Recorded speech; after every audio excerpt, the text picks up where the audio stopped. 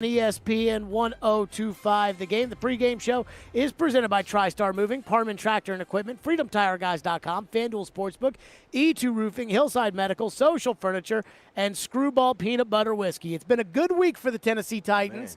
They beat the Buffalo Bills, which I got to give credit where credit is due. Thank you. These two both picked the Titans. I picked the Bills to blow out the Titans, and for about 45 minutes, I felt pretty good about that prediction. And then Derrick Henry took the ball 76 yards and ran it into the end zone, and all of a sudden we had ourselves a game on Monday night. And also, it's been a great week, not just because the Bills win, but the Atlanta Braves are going to the World Series. So that's good, too. But now, can they make it 2 for 2 against the Kansas City Chiefs? And even though if the playoffs were to start today, the 3-3 Chiefs would be out of the playoffs, they still are the two-time defending AFC champions. They do have Patrick Mahomes at quarterback. They do have a prolific offense, terrible defense. But can the Titans make it 2 for 2? Well, the big question is, did the Chiefs find something last week? They beat a pretty mediocre Washington team, one of the worst defenses in the league. The Chiefs have been turning the ball over in the red zone. Just these crazy, quirky deflections, for interceptions and all that, and not getting in the end zone. Meanwhile, it's funny to me how people around the league, covering the league, have processed the Titans win. A lot of people felt like, it was just a quarterback slip near the goal line that got them the win, and others viewed it as a gritty, gutty, really circle the wagons type of performance. But whatever the case, I know one thing: they had more points than the Bills on Monday night, and they come out of that game with a huge victory. But they are physically not in great shape, number one, and number two, you got a short turnaround, and number three, I'm really concerned about Derrick Henry. He only carried the ball 20 times on Monday night, but still, that's a short turnaround, for the best running back in the league right now. I mean, this is just a resilience team. I know we say that all the time, but just watching them, somebody always steps up and makes a play. I mean, just look at the situation at the goal line with Simmons. I mean, Simmons, we haven't heard Simmons basically all this year, but then he steps up and makes one of the biggest plays of the game and stops him on fourth down. And, I know that the Tennessee Titans defense has been struggling, but they are a bend and don't break team. So if you have the defense that's kind of keeping you and keeping the Buffalo Bills from scoring touchdowns and getting field goals, I mean, that's a plus for the Tennessee Titans. I understand that they were giving up chunks of yards and the secondary struggling a little bit. But at the end of the day, when you're holding the Bills to field goals, that shows you that you're a defense that's a bend that don't break. And two players in particular, to me, have really shined for the Titans, and that's David Long at linebacker. Guys drafted out of West Virginia as kind of an afterthought, in that draft class. Special teams guy. Exactly. But, a guy who had, led the Big 12 in tackles, but a lot of people felt undersized and all that. But he really sort of, fits the paradigm, for inside linebacker, what you're looking for. And Harold Landry, the maturation of Harold Landry, coming up with a few more moves, doing a much better job of getting to the quarterback. And he showed that again Monday night with 2 sacks. I mean, you're just looking at two guys that's playing with confidence. I mean, you look at the face of Landry. Last year, he was struggling a little bit, and it didn't look like he was having fun. He wasn't understanding what was going on. Look at his demeanor. Look at his body language this year. I mean, he's flying around. He's screaming. He's getting his team excited. And then you have David Long Jr. I mean, it's every time, the announcer were talking about a player, they kept saying, David Long, David Long, David Long, and he keeps showing up on film. And it just shows you, man, he's understanding what he's doing. His instincts are outstanding. And it just shows you that, man, if he keeps going, the sky's the limit for this cat. And it's funny, Jared, because – we talk about the draft capital that the Titans used to draft Rashawn Evans and even Jayon Brown. Jayon Brown's a different position. Right. But whatever the case, and this is where, John Robinson, his resume's all over the place. Yep. He's whiffed on some, early picks, but some of his mid and late round picks really look pretty good. The thing I would say about David Long Jr. is, I mean, he's been doing this in kind of short spurts over the last handful of years. And I'll give you an example. Jayon Brown's hurt all the time. Yeah. And Jayon Brown was hurt in the stretch run 2019. Popped out a shoulder, didn't play against the Patriots, didn't play against the Ravens. David Long Jr. did. And then last year, Jayon Brown broke his elbow on that dirty play in Baltimore, and David Long Jr. went in there. And I think David Long Jr. has played pretty well. This is the thing I can't get over, and I know people are going to get mad. In team sports, you're never a one-man team. Even if, you're Kobe Bryant on the Lakers, you still have to have Derek Fisher, and you still have to have Robert Horry, and you still have to have Shaq and Pau Gasol and all the other guys that Kobe won with. It feels to me like the Titans are an NBA team that has the superstar, that has the Michael or has the LeBron or has the Kobe, and his name is Derek. And I feel like he really, truly is. What you're seeing out of him is the closest you will ever see to a running back carrying a franchise. And I just wonder how much they can go on his shoulders. How far can they ride off his cape? Well, pro sports arrived here, in the late 1990s. And this is really the first guy, career start to finish, that we may be, I think we are viewing a Hall of Famer. 100%. Bruce Matthews was already deep into his career. With the Predators, we can debate maybe Shea Weber, maybe Pecorine, kind of a long shot. But I don't think there's any question that Derrick Henry is on a Canton track. Yeah. And, you're right, but I mean, that's part of the deal. Sure. Are the Packers no different with Aaron Rodgers? Well, look at the team Are you're the playing Chiefs today. with Patrick Yeah. Mahomes? Absolutely. Take Absolutely. Patrick Mahomes and the Chiefs. I got news for you, bro. They ain't a playoff team. Yeah. And the Chiefs are a flawed team, Yep. a deeply flawed team. But like the Titans, their big star sort of Mary Kay's it, sort of, covers it up. Because let's face it, without Derrick Henry on Monday, we'd be having a much different conversation. I mean, we see the emergence of a great leader. We always talk about what makes the essence of a great leader. It's a guy that makes everybody better. He makes the receivers better because they get one-on-one coverage. He also makes the defense better because he's bringing so much energy. Just imagine, remember, was it last year when he gave Josh Norman the stiff arm? Mm-hmm. Look at the defensive players on the sidelines. I know that's a small thing, but it energizes the whole team. I kid Chris a lot. I do. I kid ton. him a lot. But I'll say this. He would have loved to have played with Derrick Henry. Oh, absolutely. Derrick Henry was his kind of teammate. Reminds us a lot of Eddie George in terms of absolutely no diva factor None. at all. Works harder than everybody else on the team. Sets an incredible example without running his mouth. In a social media, hey, look at me. As soon as Chris Johnson had his 2,000-yard season, it was CJ2K, and that's what he was all about. Mm-hmm. Derrick Henry's already been there. He's done that.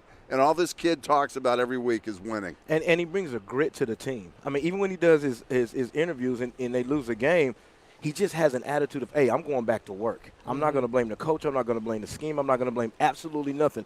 I'm going to put it on me. What do I need to do to get better? Do I need to block better? Do I need to pro pass? Do I need to hit the A? All those things, instead of focusing on others, he focuses on himself. But you see the way he takes care of his business. And what comes to mind is, no wonder Nick Saban loved him. Oh, no. I mean, absolutely. It's funny, too, because, gosh, it must have been 4 or 5 years ago. Derek's either first or second year. And he almost got traded. We were interviewing Mike Mularkey. And I asked Mike Mularkey about, Derek's carries because Demarco Murray was getting the ball. And I said to Mike Mularkey, on the show, I was like, Mike, what's the plan for Derek? And Mike says, and I could tell that Mike had been prepared for this. I think, I think the Titans people probably said, hey, Jared's been complaining that Derek's not getting the ball enough because Mike Mularkey goes, how many times did you get the ball at Alabama his first year? I was like, not a lot. He goes, how'd that work out for him? I said, he won the Heisman. He goes, okay, there you go. And I do think that that's kind of been Derek's career here is that now Joe Rexrode and I will fight over this, but I believe that Vrabel and Matt LaFleur held Derrick Henry back in that 2018 season. I say that because he had 155 in the playoff game before they got here. And then once he rushed that 99-yard rush against Jacksonville, they kind of realized, wait a minute, we may have a really good player on our hands we need to get the ball to. And since then, he's been the best running back ever. But that was on Derrick. Oh, good. That was on Derrick, though, because Derek wasn't playing like he was capable of playing when he did in Alabama. He was running more side to side. He wasn't hitting the hole. And then Eddie George comes and talks to him. Remember that? Yes, and then he said, "Come on, dude, you too big and too physical to be playing like that."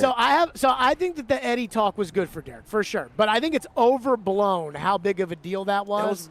I think people talk about it like Derek was bad. He was. Then he talked to Eddie, put his head down on the pillow, woke up, and was the best running back ever. I have a hard time with that. Go ahead. Go ahead, Mark. First of all, Demarco Murray was a remarkably complete back. Good blocker, good pass receiver. I think we realized, when he came here, especially that first year, I think a lot of it has sort of been divine intervention.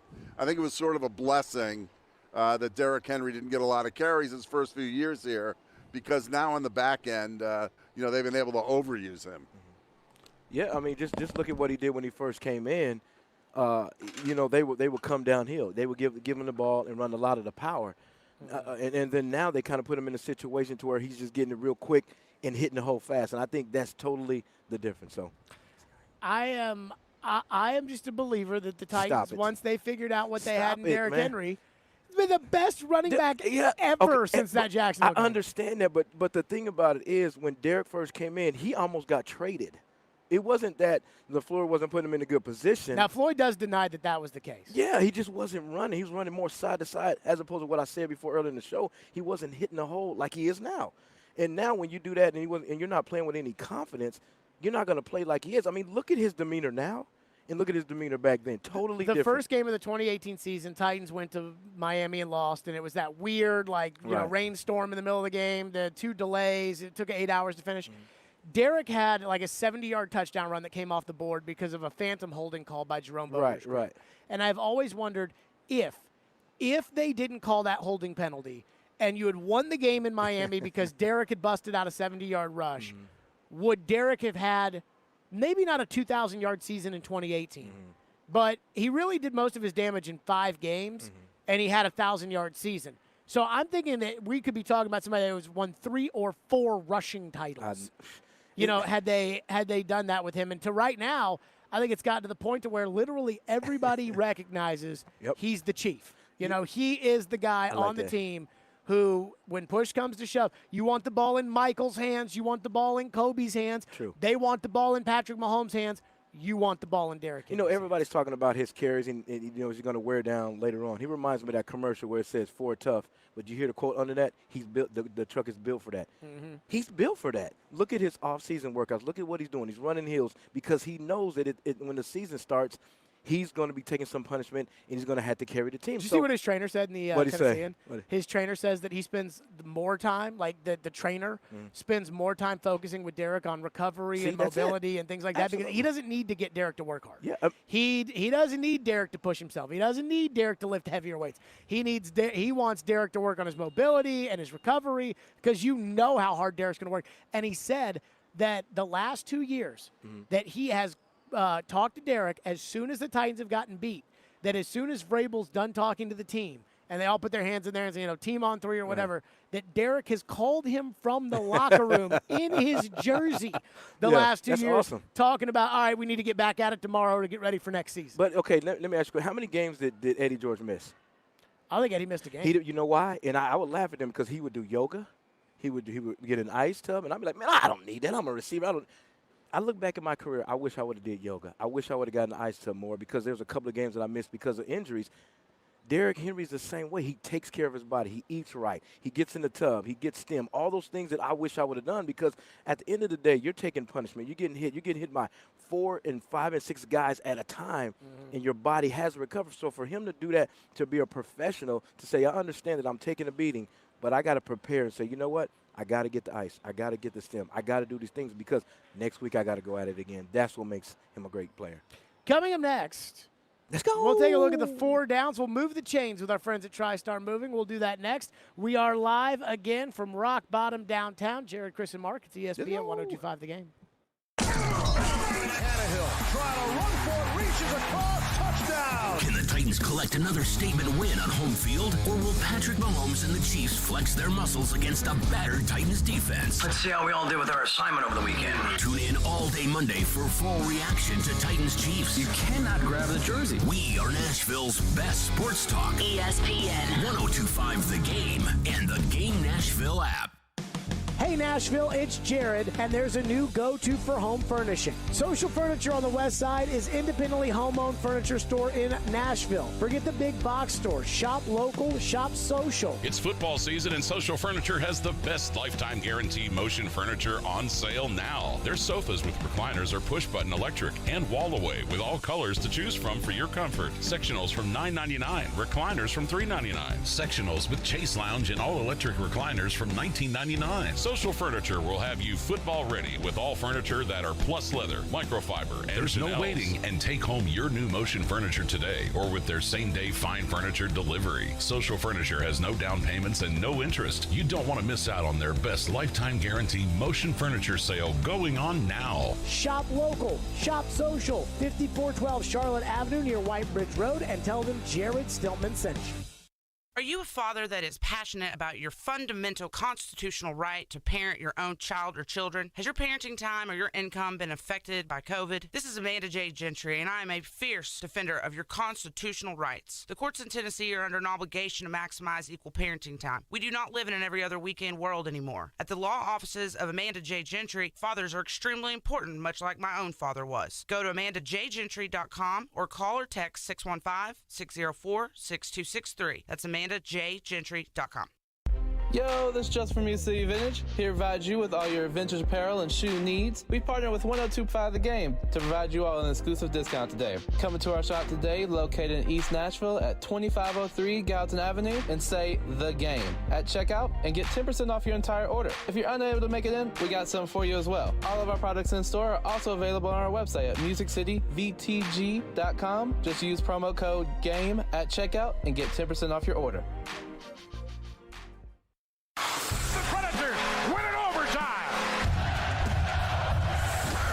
The latest info on the hockey team you love. And the Preds played fantastic. With the experts you know. Those players can be important down the road. It's not just a game changer, it's a series changer. Every Monday at 6 on Preds Insiders. Brought to you by Dr. Kelly Rice Family Cosmetic and Dental Sleep Medicine. Hosted by Ryan Porth on Nashville's best sports talk. ESPN 1025 The Game and the Game Nashville app.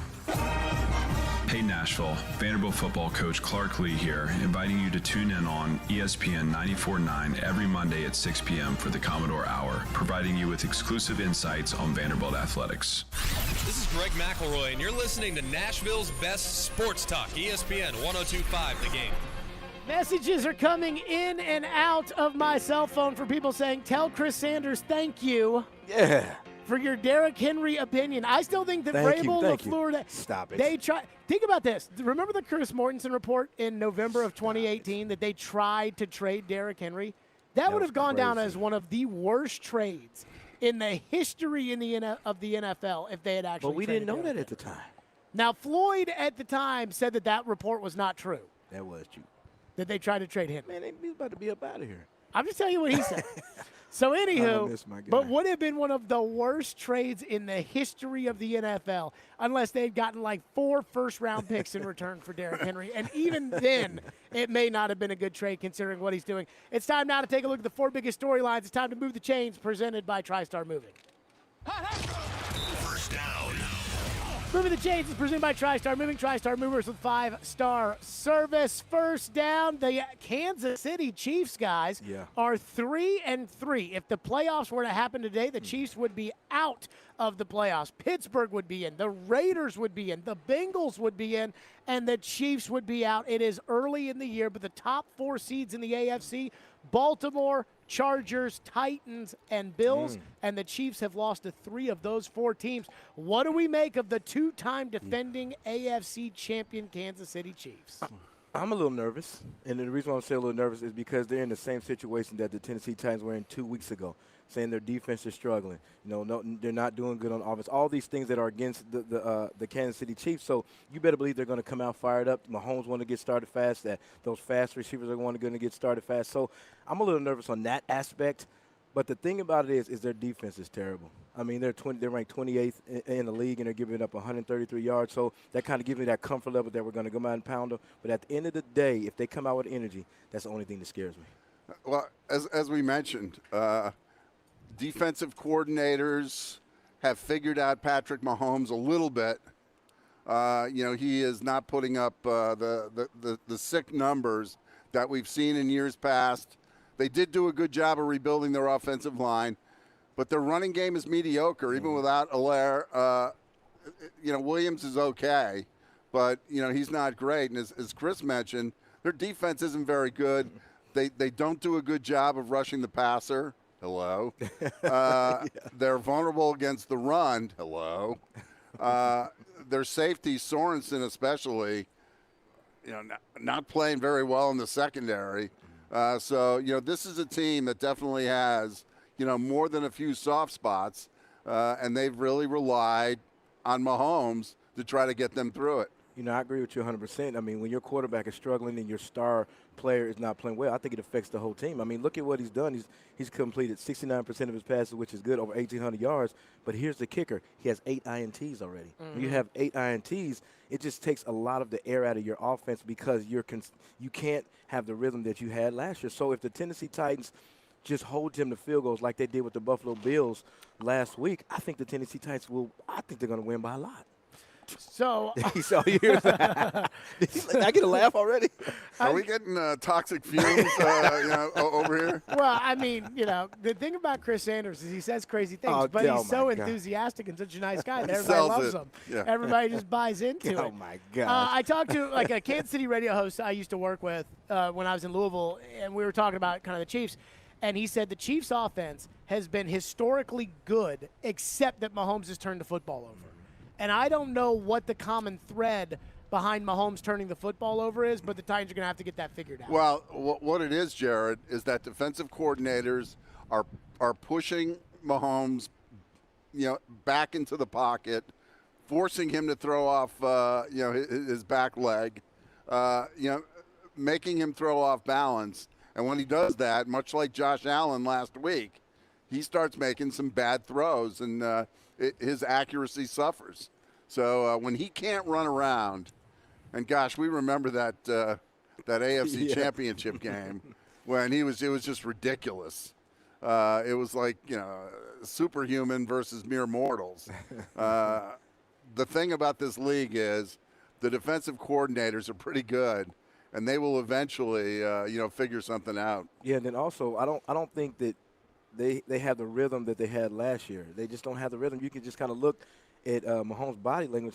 It looks like he's uncomfortable in the pocket because he's getting so much pressure. Well, they never really replaced Sammy Watkins. Right. True. Yeah, I mean, that is tough, but you still got a little bit. You got Hartman that's got some speed. But if you look, you kind of alluded to some, Mark, about the defensives are getting smart coordinators. I think they're keeping too deep and just keep everything in front of them and not giving up the big play. So you have Mahomes in that potent offense. They thrive on the big play. And that's where the Titans are good at that. Yep. The Titans are good at letting receivers catch the short routes, and they tackle them. Yep. I mean, that is good. They're not so good covering vertical routes. They start giving up big plays. True. That takes us to second down. Derrick Henry against the Kansas City Chiefs in the playoffs in 2017. Derrick Henry, 23 carries, 156, and a touchdown. That was the Mike Mularkey playoff win at Kansas City. Against them 2 years ago, last regular season game at Nissan Stadium against the Chiefs, Derrick Henry had, this was a big one, 23 for 188 and 2 touchdowns, including a massive run. But in the AFC title game, after halftime, the Chiefs shut Derrick Henry down 19 for 69. He did have a touchdown and was effective in the first half, but certainly not the numbers that we had seen from the other performances out of Derrick Henry against the Chiefs. The Chiefs have the 28th ranked defense and 27th against the run this year. And not only that, they're 27th against the run. They're 16th in attempts. So teams are running on them, right there in the middle, and they are effective towards one of the worst teams in the league as far as defense is concerned for the Chiefs. Chris, how do we feel about Derrick Henry against this Kansas City run defense? I mean, this is what the Tennessee thrives on. We love to run the ball. We love to give it to Henry. We just got to keep feeding him. And I think looking at this defense, just like you said, they're ranked 28th in the league and 27th in the run, and they're giving up 133 yards. So I just think that if the Tennessee Titans be consistent and give Henry the ball the whole time and control the line of scrimmage and also, the time of possession, I think the Tennessee Titans can definitely be successful. It's funny watching the coverage of the NFL, whether it's on the NFL Network or ESPN, because it's almost like these guys aren't used to covering a running back. They're used to glamorizing a quarterback or a wide receiver or a pass rusher, but not very often a prolific running back. There are guys near the goal line. There are, dual threat backs who can catch the ball and can run. Hilaire was a guy that they were kind of intrigued with. But as far as a nuts and bolts runner, it's almost like they've arrived a little late to the party when it comes to Derrick Henry. And that's why I love the fact that he did what he did on a big stage Monday night, because he's unique. I mean, you look around the league, there just aren't many guys or any guys like Derrick Henry. And to me, it's not only foreign to the guys covering the league, but I think in a way with some coordinators. I mean, I still think, and it's sort of funny, watching DBs freak out when Derrick Henry hits the second or third level. I mean, it's the old line. I mean, they're literally making a business decision. And you saw what the Bills did the Bills did Monday night, and it makes you chuckle. Hey, would you hit him? Not if I didn't have to. Shoot, I'm not hitting him. I mean, he's throwing around grown men. These are grown men. These are not like kids in Little League. These are men that are 210 pounds, 230 pounds, and he's running through them like it's absolutely nothing. He's speeding in the school zone running 21 miles an hour. He can run, but just looking at the Chiefs' defense, if you look at last year, I mean, they kind of struggled a little bit on defense, but then later on the season, they kind of figured out and put it together. I don't want this to be the game where they put it together because they got Jones, they got Reed, they got Nenada, and they got Clark. They got some good players on defense. And I just don't want them to say, okay, we're going to stop Henry, and this is the game that they do it. So that's the only thing I'm concerned about. And Chris Jones does return today for the Kansas City Chiefs. Yep. That takes us to third down. Third down. What's up with Ryan Tannehill, guys? Tannehill was 9 of 9 in the fourth quarter in that comeback win for the Titans on Monday night. But last season, Ryan Tannehill, 33 touchdowns, 7 picks. The year before that, 22 touchdowns, 6 picks. This year, 6 touchdowns, 4 picks. He is on pace by far to throw the most interceptions of his Titans tenure, and he just doesn't seem like the Ryan Tannehill that we're used to, Mark Howard. He's been erratic. He was terrible in the first half Monday night. And you notice he gets nervous when he's in the pocket and senses pressure. You can just tell, his body language shows uneasiness. He is a panicker. A little bit, yeah. There's no doubt about that. And, he needs to get over that because that's something you really can't coach out of a guy. You've either got it or you don't. And to me, he's lost a little bit of his fearlessness. He's not pulling the ball down and running as much, which surprises me a little bit. But, man, first half, that's what made that win so remarkable. Tannehill was awful in the first half. And I don't mean just bad. He was missing guys. He was lucky he didn't throw a couple of picks. He can't do that today.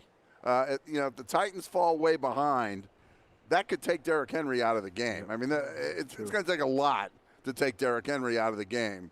But, yeah, I saw what you saw, and I didn't like it at all. I just think, just watching Tannehill the last couple of games, guys kind of alluded to it. He just looks uncomfortable in the pocket. And I don't think that some of the variables that contributed that is because he trust his offensive line because they keep switching and guys getting hurt. Lawan is gone, then Saffold comes out. Sometimes Jones comes out. Does he trust his offensive line? So I just think that, if he feels uncomfortable, he's going to make those mistakes. And then secondly, he's staring down his receivers. I mean, if you look at the interception that he threw against the Buffalo Bills, he's staring down the receivers. So that's why Poyer from the Buffalo Bills got an interception because when a quarterback is staring down a receiver, he's basically saying, I don't have confidence right now. I don't have confidence in making the throw. I don't have confidence on making the right read. I'm just going to stare down and make sure I get it right because he's uneasy in the pocket. And I'm not making excuses for him, but it does make me nuts that he doesn't have a reliable tight end target out there. That's so important for any quarterback, especially a good one. Especially him. Yeah. I mean, how much did he rely on Jonnu in the red zone the last 2 years? And I think that you can attribute maybe to some of his numbers. Darrington Evans is going to play today. I'll be very interested to see what his role is. But maybe as a safety valve or even an intended target for Tannehill, it's going to be interesting to me adding maybe that wrinkle to the offense. Man, that can bring some more firepower. I mean, to the Tennessee Titans offense, you go 20 personnel, that's 2 backs, 0 tight ends, and 3 wide receivers. You just imagine having Derrick Henry in the backfield and Evans. I mean, what do? You split Evans out. Now he becomes a slot receiver. So it's so many things when you bring Evans into the game. So I'm excited to see what the Tennessee Titans are going to do. That takes us to 4th down. 4th down. It didn't kill the Titans. It didn't kill the Titans on Monday night, but their special teams unit is a mess. They get Brett Kern back today against the Chiefs, but they almost allow a game-winning touchdown on a kickoff return that got negated by a holding. They also lose Cam Batson for the season on a torn ACL when he ran into his own guy on the kickoff return. What is wrong with the Titans on special teams? I don't know. I mean, your guess is as good as mine. The field goal kick is getting better. You like that? The field goal kicker's fine. Yeah, he's doing pretty good. The problem for me is the special teams coach, and that has been a problem for me now for 4 years. But you got to have guys that want to be in there. I'm not saying that they don't have guys that want to be in there, but you got to have guys that say, you know what, yes, I'm on special teams. I might not play any other position. You got to take pride in that. So I don't put that on the coach. You got to have guys that have a want to. I want to go make the tackle. I want to block the punt. I want to do the things to get my team in a position. So I agree with you to an extent, but then I disagree with you. It's got to rely on those players, on those special teams. Say, you know what, I have a job to do. I got to make the tackle. I got to make the block. I got to do my job. Hell might be freezing over right now, but I actually agree with Jared. Because I think if it persists, it's going to cost them a game. Yep. They're getting Brett Kern back today, which is very good, always good, although Holiday did a solid job in his stead. But in terms of the kick coverage, I agree with you, Jared. You can't continue to make mistakes and hope that you get, that flag that they got on Monday because, I've always said, you give up a touchdown on special teams, usually that team is going to win because that usually turns a game. Also, I would look to see Mason Kinsey back to return for the Titans. Chester Rogers out with a groin injury. Yeah. Chris Sanders guy, Mason Kinsey. Is McReynolds playing? McReynolds. I mean, not McReynolds. Josh Reynolds? Josh Reynolds. We'll know in an hour. Who? Coming up next, we'll take a look at the Titans offense. We'll go inside the playbook. We are live from Rock Bottom Brewery downtown. The doors are open. Come on out downtown. Mark Howard, Chris Sanders, it's ESPN 102.5 The Game. Coming up next hour on NFL Pregame, Jared, Chris, and Mark go inside the playbook, inside the sports book, and get an update from the stadium with ESPN's Tehran Davenport. It's NFL Pregame on Nashville's best sports talk. ESPN 102.5 The Game and the Game Nashville app. Nashville's best sports talk, locally owned, home of our Nashville Predators. WPRT-FM Pegram, 97.5 Murfreesboro, WBUZ HD2 Laverne, online at theGameNashville.com. We are ESPN 102.5 The Game. ElectronicExpress.com. We make it happen. We're back and better than ever. A new web interface for the start of the basketball season and more props, odds, and lines than ever before. BetOnline.net remains your #1 spot for all the basketball and football betting content this season. From basketball, football, baseball postseason, NHL, boxing, and right up to the upcoming UFC events. So don't wait to check out all the latest news, odds, and information for the 2021 season. BetOnline.net is the fastest and easiest way to find all the info on your favorite sports. BetOnline.net, where the game starts. Are you tired of living with chronic pain, knee pain, joint pain? Listen carefully, because now there are new treatments available here. Not talking surgery or steroids. These are regenerative treatments from the medical professionals at QC Kinetics. Willie Donick here. QC Kinetics is the leader in these exciting biologic therapies that help restore and repair damaged tissue in your joints with lasting results. So if you've got pain in your knees, shoulders, hip, or back, joint pain that won't go away, you need to check out these new new treatments with astonishing patient satisfaction reports. They can actually help your body restore and repair itself with no downtime, no drugs, and no surgery. So call now to schedule your free consultation at QC Kinetics. 615-249-4024. Tired of dealing with joint pain and want to get moving again? You need to learn more about how biologic therapies are changing the way we think about dealing with joint pain. It's exciting stuff, so don't wait. Call today. QC Kinetics, 615-249-4024. That's 615-249-4024. It's all about getting them something that they're not going to be able to get anywhere else at the best prices with the best warranty. Meet Genesis Diamonds owner Boaz Ramon. At Genesis Diamond, we never ever lost a sale due to price, quality, selection, or customer service. What's the Genesis secret? It starts with offering hand-picked GIA certified diamonds. I'm very proud to say our GIA hand-selected diamonds are one of the largest diamond inventory anywhere in the country. And then there are the rings. Thousands and thousands of handcrafted unique rings from all the top designers. So at Genesis, you don't have to settle for a knockoff or generic ring. You can get her the ring of her dreams and still stay in budget. Because of our great buying power of the diamond and also great buying power for the designers, the package deal for the consumer is a win-win situation. Genesis Diamonds. I love what I do. Green Hills and Cool Springs. My accent is always on value. What are the keys to victory on the offensive side of the ball for the two-tone blue? Jared Stillman, Chris Sanders, and Mark Howard go inside the playbook. Brought to you by E2 Roofing. This is the NFL pregame on Nashville's best sports talk. ESPN. 1025 The Game and the Game Nashville app.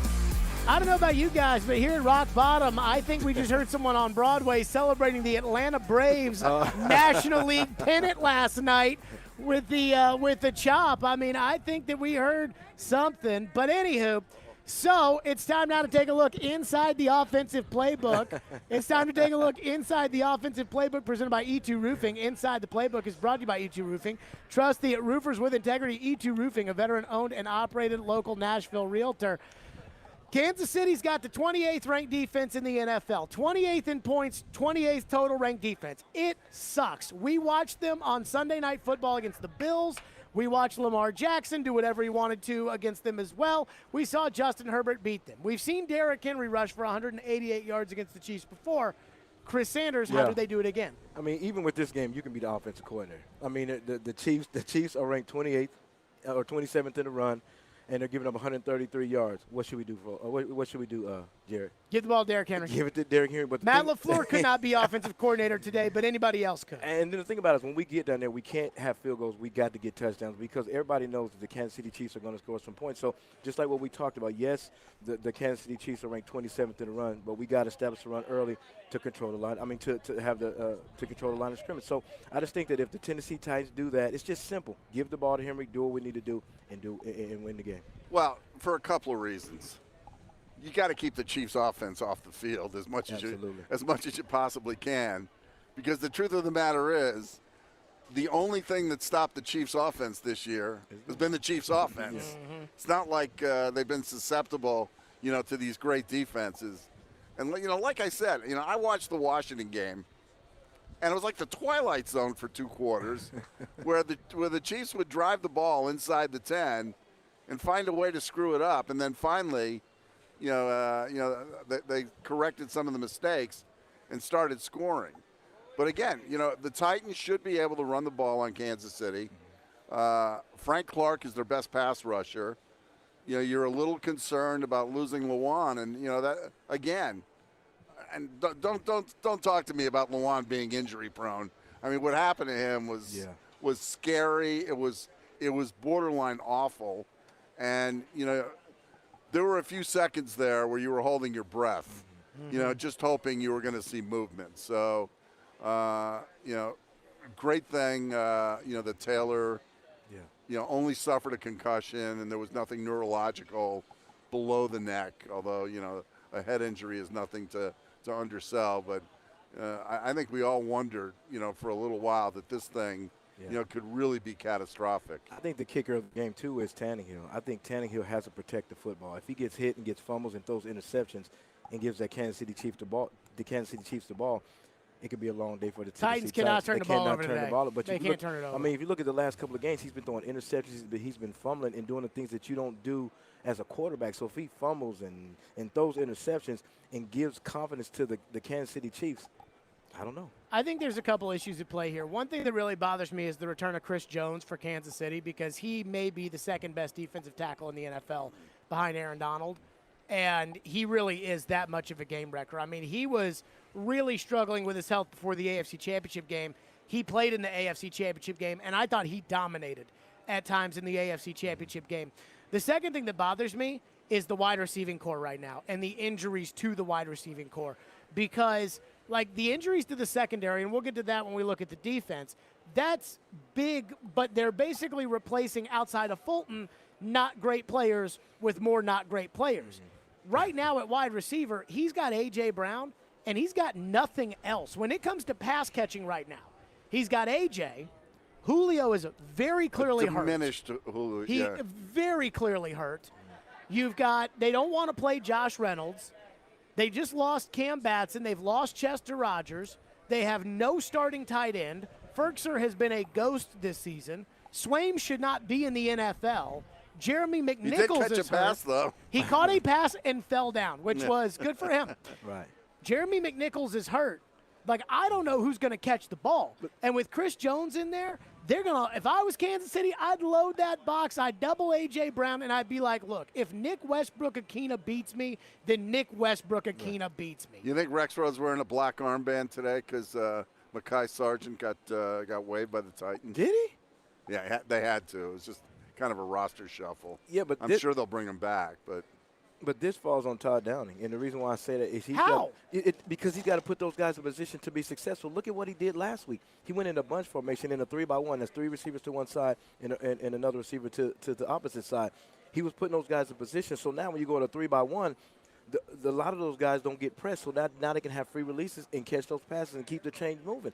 If you look at some of the passes that Westbrook caught last week, he caught a key third down to keep the chains moving. Sure. So that's all you need from those guys. You don't need those guys to take the top off the defense or make those explosive plays downfield. It's about keeping the chains moving and giving the ball to Henry. That's exactly what you got to do. But I can't blame the offensive coordinator when he doesn't have it. He does tonight. Today he will go into the game without a starting tackle at either tackle spots.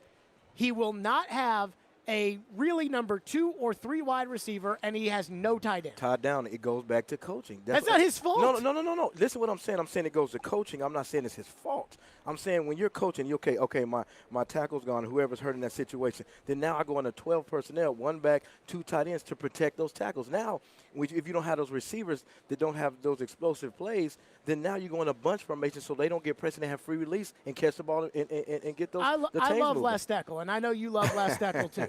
But if we ask Les Steckel right now, hey, you're going into a game and Brad Hopkins and John Runyon aren't going to be out there. Right. He'd tell you it's going to be a lot harder than it was. It is. Okay, you hear what you said. It's going to be a lot harder, but now you got to put these guys in positions to be successful. Just like I said, go 12 personnel, 1 back, 2 tight ends so he can get help with those defensive ends. So it goes back to putting those guys – I know they may not be the best players at that positions, but you're getting some help. That's what I'm saying. So it goes to what Tal Downing does and putting those guys in position in the formation so those guys can be successful.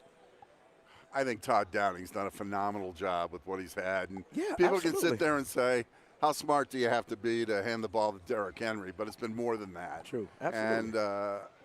And, with a makeshift offensive line, again, short week, makeshift offensive line, there are just a lot of reasons why I'm concerned today. And I agree with Jared. Tannehill's got to pick it up. Yep. I mean, they need a really good performance out of their quarterback because they're not going to win this game scoring 17 points. Yeah, I mean, we just got to hold the Kansas City Chiefs to field those. And if we can do that, we'll be all right. Here's my thing on Tannehill. Yeah. And I understand the position he's put in. You know, it'd be different if he was going out there and he had a, healthy Julio Jones and a healthy A.J. Brown, and he still had Jonnu Smith at tight end, and he had both his tackles. But when you make $30 million a year, which is what Ryan Tannehill makes, at some point the onus has to go on to you. And that's where he is today, because he is right now, if I had to say, okay, who does he trust the most throwing the football to? A.J. Brown, number 1. Nick Westbrook-Akina is probably number 2. Wow. Yeah. And I think you got a shot to say before you get to any of the tight ends or any of the running backs, because McNichols is hurt, I think Mason Kinsey off the practice squad might be number 3. And that scares me. That scares me. That you're going to go up against a team that can score at will if they don't turn the football over, and your third top pass-catching option might be Mason Kinsey, or it might be Derrick Henry. Okay, that's a great point. If you look in the preseason, who's a bright spot of that Tennessee Titans offense? I don't care about that. No, listen to me. It's Kinsey, right? He converted a lot of third downs. So don't ask him to do something that he's not accustomed to doing. We're not going to ask him to run a post or a go route. Go bunch and let him work what he does, a little choice routes, and get open and make those plays and keeps the chain moving. And it's not blaming the offensive coordinator. It's about putting those guys in position. Just like I coach wide receivers. If I have a guy that can't run a post or can't run a dig, why would I have him run a dig? I'm going to have him run routes that he's accustomed and feel comfortable doing. So I think with Todd Downing, he's got to make sure he does that with Kinsey. My old broadcast partner, Terry Crisp, liked to say, dancers dance, singers sing. And Chris is right. You can't ask Kinsey to do something that he just can't do. No. But I want to see Evans in there. For God's sakes, we've been waiting for you for 2 years, dude. Every time you sneeze, you get hurt. So throw him in there. I'm going to wonder if he's going to be up today. But if he is, I think he should be at least a part of this game plan, a guy that they can throw to, a guy that they can give extra carries to. You don't want to take too many carries away from Derrick Henry, but still, Evans is a guy who's supposed to be a difference maker. Yeah. Let's see him make a difference. So I don't expect to see Evans play a lot today, and here's why. Something they did, and I thought this was a good job by Todd Downing Monday night, in passing situations with McNichols hurt, they took Derrick Henry out of the game. They brought Kari Blasingame into the football game in pass protection, and Blasingame did an excellent job in pass pro. And so I expect them to use Blasingame in pass protection, given the deficiencies in the offensive line, to try to keep Tannehill upright, and then that would take away Evans out of the game to go out into the pattern. And I think they need to leave guys in today to help Tannehill out. See, that's what I was saying about Todd Downing putting guys in position to be successful. Everything you said is kind of what I was talking about, is making sure these guys are successful with what they do best. I mean, and that's what you got to do. Don't ask guys to do things that they're not accustomed to do because they're going to fail. So I agree with you 120,000%. Man, we got Mark agreeing with me. We got Chris agreeing with me. What is going on today? We'll turn it on to the other side of the ball. Defense. Titans have injuries in the secondary. Plus, last time I checked, Patrick Mahomes, pretty good quarterback. What can the Titans do to slow him down? We'll get to that next. We are live. It's the pregame show. Live from Rock Bottom downtown. It's ESPN 102.5 The Game. Hey Nashville, it's Jared, and there's a new go-to for home furnishing. Social Furniture on the west side is independently home-owned furniture store in Nashville. Forget the big box store. Shop local, shop social. It's football season, and Social Furniture has the best lifetime guarantee motion furniture on sale now. Their sofas with recliners are push-button electric and wall-away with all colors to choose from for your comfort. Sectionals from $9.99, recliners from $3.99. Sectionals with Chase Lounge and all-electric recliners from $19.99. Social Furniture will have you football ready with all furniture that are plus leather, microfiber, and there's no waiting, and take home your new motion furniture today or with their same-day fine furniture delivery. Social Furniture has no down payments and no interest. You don't want to miss out on their best lifetime guarantee motion furniture sale going on now. Shop local, shop social. 5412 Charlotte Avenue near White Bridge Road, and tell them Jared Stillman sent you. Yo, it's Tehran Davenport here to tell you about my friends at Freedom Tire Guys. They're Nashville's premier mobile tire company, and they do it all. New tires, balance, rotation, everything. Bill, a recent customer of theirs, loved the way they came to him and saved him time and money. So if you're like Bill, you like convenience, and you need some new tires, check out freedomtireguys.com. If you don't see the tires you like, give them a call, and they'll find them for you. Check them out today at freedomtireguys.com. Tune in to hear the SEC college football expert Paul Feinbaum on 102.5 The Game every Wednesday at 10:15 with Darren, Donick, and Chase. Brought to you by MTGRT.com, your live and local mortgage expert. Join us in partnering with the Leukemia and Lymphoma Society's Light the Night. Light the Night brings light to the darkness of cancer through hope, research, and support for patients and families. Light the Night will take place virtually on Thursday, November 4th from 7 to 8 p.m. More details at lightthenight.org/TN. Get a great deal on the versatile, powerful Kubota M-Series tractors and hay tools. It's everything you need to mow, rake, bale, lift, and more. And right now, you can write it off a lot and write it off your taxes. Right now, get 0 down and 0% APR for 60 months, plus save up to $3,000. Now through December 31st. Go to KubotaUSA.com for full disclaimer. Come see why Coleman Tractor Company is one of the largest Kubota dealers in Middle Tennessee, Paris, Clarksville, Nashville, and their new location in White House. Here they come, turn 4. Hey, it's Chase McCabe. Every Saturday morning at 9, we hit the big topics. The Ally 400, Kyle Busch, frustrated, Big Machine Music City Grand Prix, and talk to the big names. I'll go ahead and blame you. Oh, I think it's big. Could go a lot of different directions right now. I was so impressed. How cool that's going to be. It's Chasing Checkers, Saturday morning at 9 on ESPN 1025 The Game, and wherever you get your podcast. What are the keys to victory on the defensive side of the ball for the two-tone blue? Jared Stillman, Chris Sanders, and Mark Howard go inside the playbook. Brought to you by E2 Roofing. This is the NFL Pregame on Nashville's best sports talk. ESPN 1025 The Game and the Game Nashville app. Inside the Playbook is brought to you by E2 Roofing. Trust the roofers with integrity. E2 Roofing, a veteran-owned and operated local Nashville roofer. So, we talked about how bad the Kansas City Chiefs have been on defense. Unfortunately, on offense, that has not been the case this year. The Kansas City Chiefs have the 5th-ranked offense in terms of points and the 2nd-ranked total offense in the NFL. The one problem they have, they've turned the football over 14 times. That is the most in the National Football League. The Titans, tons of injuries in the secondary. Christian Fulton is on IR. He will not play today. Caleb Farley lost for the year with a torn ACL. He obviously will not play today. Chris Jackson was questionable going into today's game. So, Mark Howard, how worried are you about the Titans' defense against this prolific Chiefs offense? Well, the Chiefs did a really good job, first of all, of rebuilding their offensive line. Trey Smith out of Tennessee, maybe the steal of the draft out of the 6th round. He's starting at left guard for them. He's been phenomenal. And that's a guy that we all thought would be a good player. Oh, yeah. Was surprised that he slipped in the draft. The blood clot issue with his lungs apparently is being managed. They got Creed Humphrey there. They signed probably for a little bit too much Joe Thuney, but they needed to rebuild their offensive line, and they've done a good job. So you look at them right now, and they've got solid protection for Mahomes.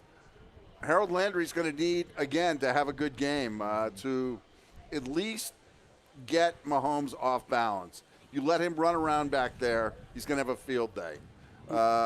Extending the play, making those off-balance throws. But if you keep him in the pocket and sort of get him on his heels, that's where he makes his mistakes. Yeah, just looking at last year when they were in the Super Bowl and they played the Tampa Bay Buccaneers, they sent pressure in the A and B gap, and he couldn't step up and make the pass.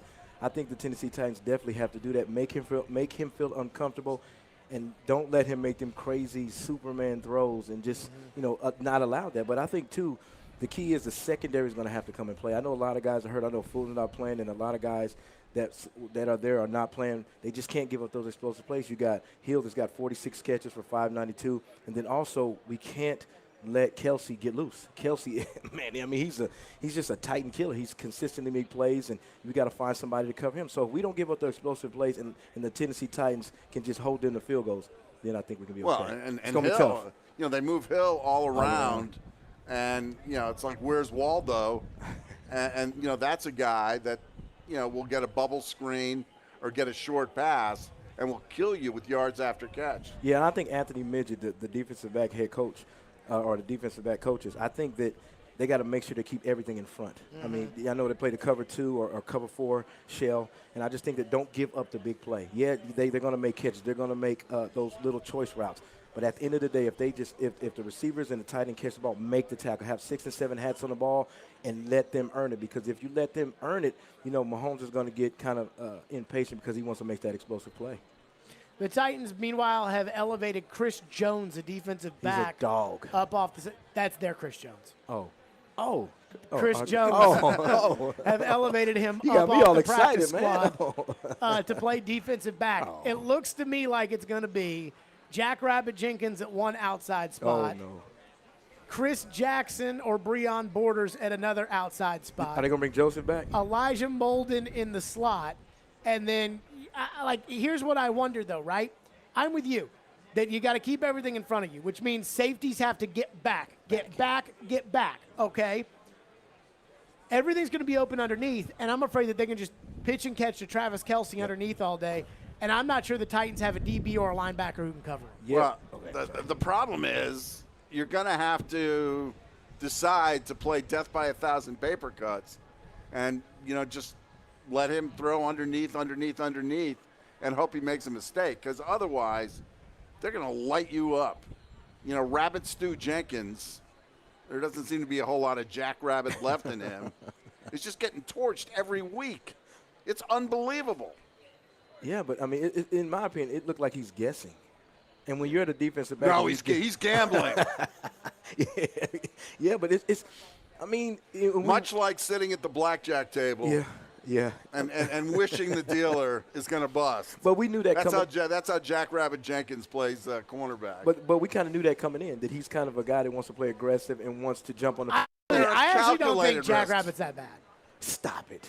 I think he's like Malcolm Butler. Malcolm Butler get burned. Okay, let's talk about. Then Malcolm Butler make some plays. What happened on Then Malcolm Butler would get burned. But for the first 2 months, Malcolm Butler was a Titan. He was getting burned every game. Yeah, but we're in the 6th game. 7th game. 2 months. 2 months. 2 months. Okay.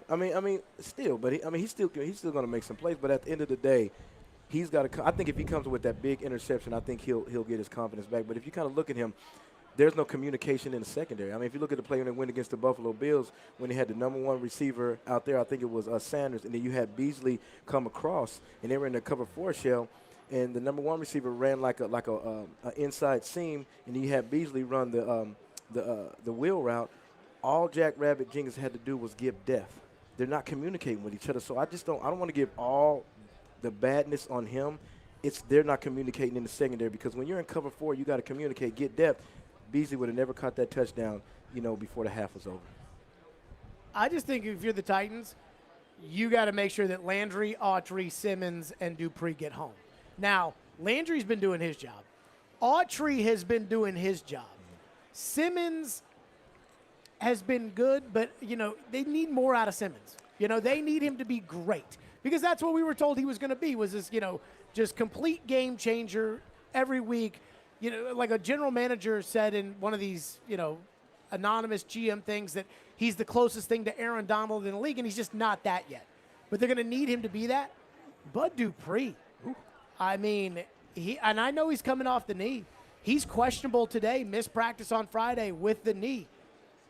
This is looking like we talk about the Julio trade. This is looking like the Titans took a risk maybe that they will regret, because Bud Dupree has done nothing so far, and it seems like the knee is still giving him issues. Yeah, I'm willing to give Bud Dupree this year, because there's always a healing year with the knee. There's nothing in his background that suggests, that he doesn't play hard. There's the question, obviously from his days in Pittsburgh, were his stats influenced by T.J. Watt? And of course they were, to a certain degree.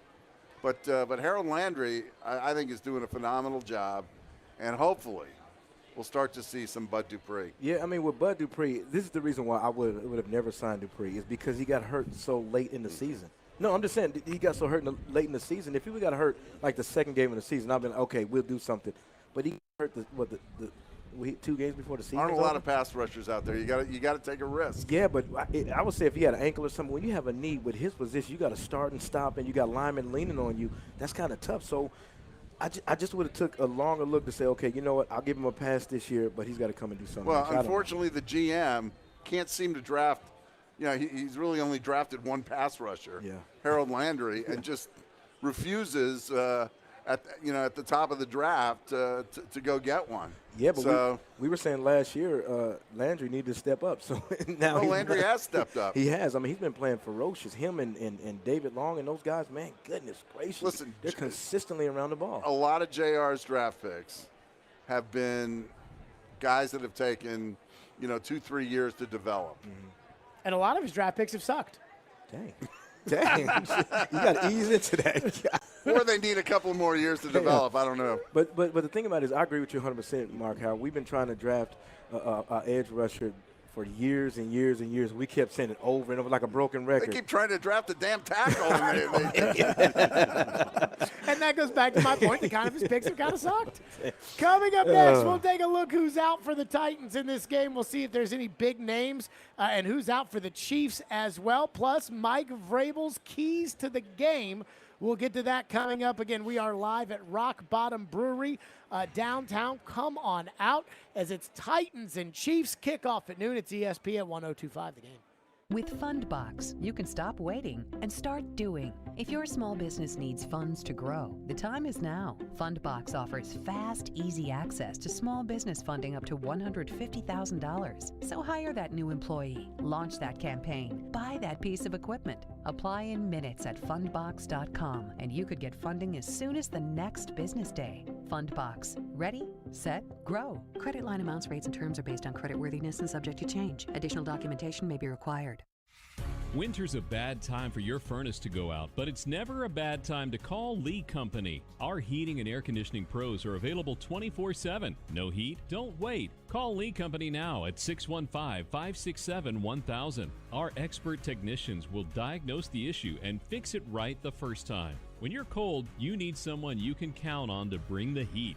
Call Lee Company now at 615-567-1000 or visit leecompany.com. There sure are a lot of recruiting ads on this radio station. There's a reason for that. They work. Hi, this is Chris Stonick, president of Stonick Recruitment. Most companies are struggling to hire during the pandemic. Many people aren't even showing up for interviews. Radio boasts a better than 80% success rate finding the people you need to run your business. To learn more, send an email of interest to together@cromwellmedia.com and tell them you're ready to get your hiring message on the radio. That's together@cromwellmedia.com.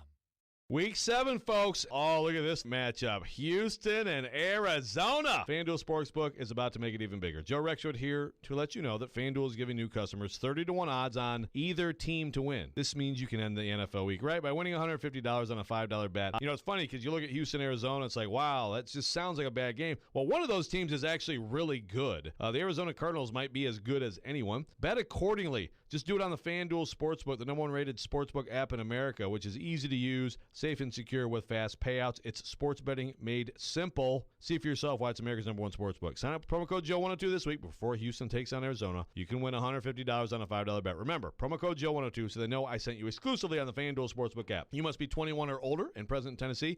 New users only. $10 first deposit required. Must wager in designated offer market. Max bonus $150. Bonus for Tennessee users fulfilled in site credit within 72 hours. Tennessee site credit expires 14 days after receipt. Restrictions apply. See full terms at sportsbook.fanduel.com. Gambling problem? Call the Tennessee Red Line. 800-889-9789.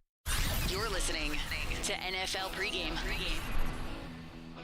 We are live at Rock Bottom Brewery on the rooftop. Titans and Chiefs getting set for kickoff at noon. A big one for the Titans, and we got some big names that are out. Time now to take a look at the inactives today, presented by Hillside Medical Clinic. The inactives and Mike Vrabel's key to the game are presented by Hillside Medical Clinic. Out for the Titans, defensive lineman Amani Bledsoe is inactive today. Wide receiver Chester Rogers is inactive. Tackle Taylor Lewan is inactive.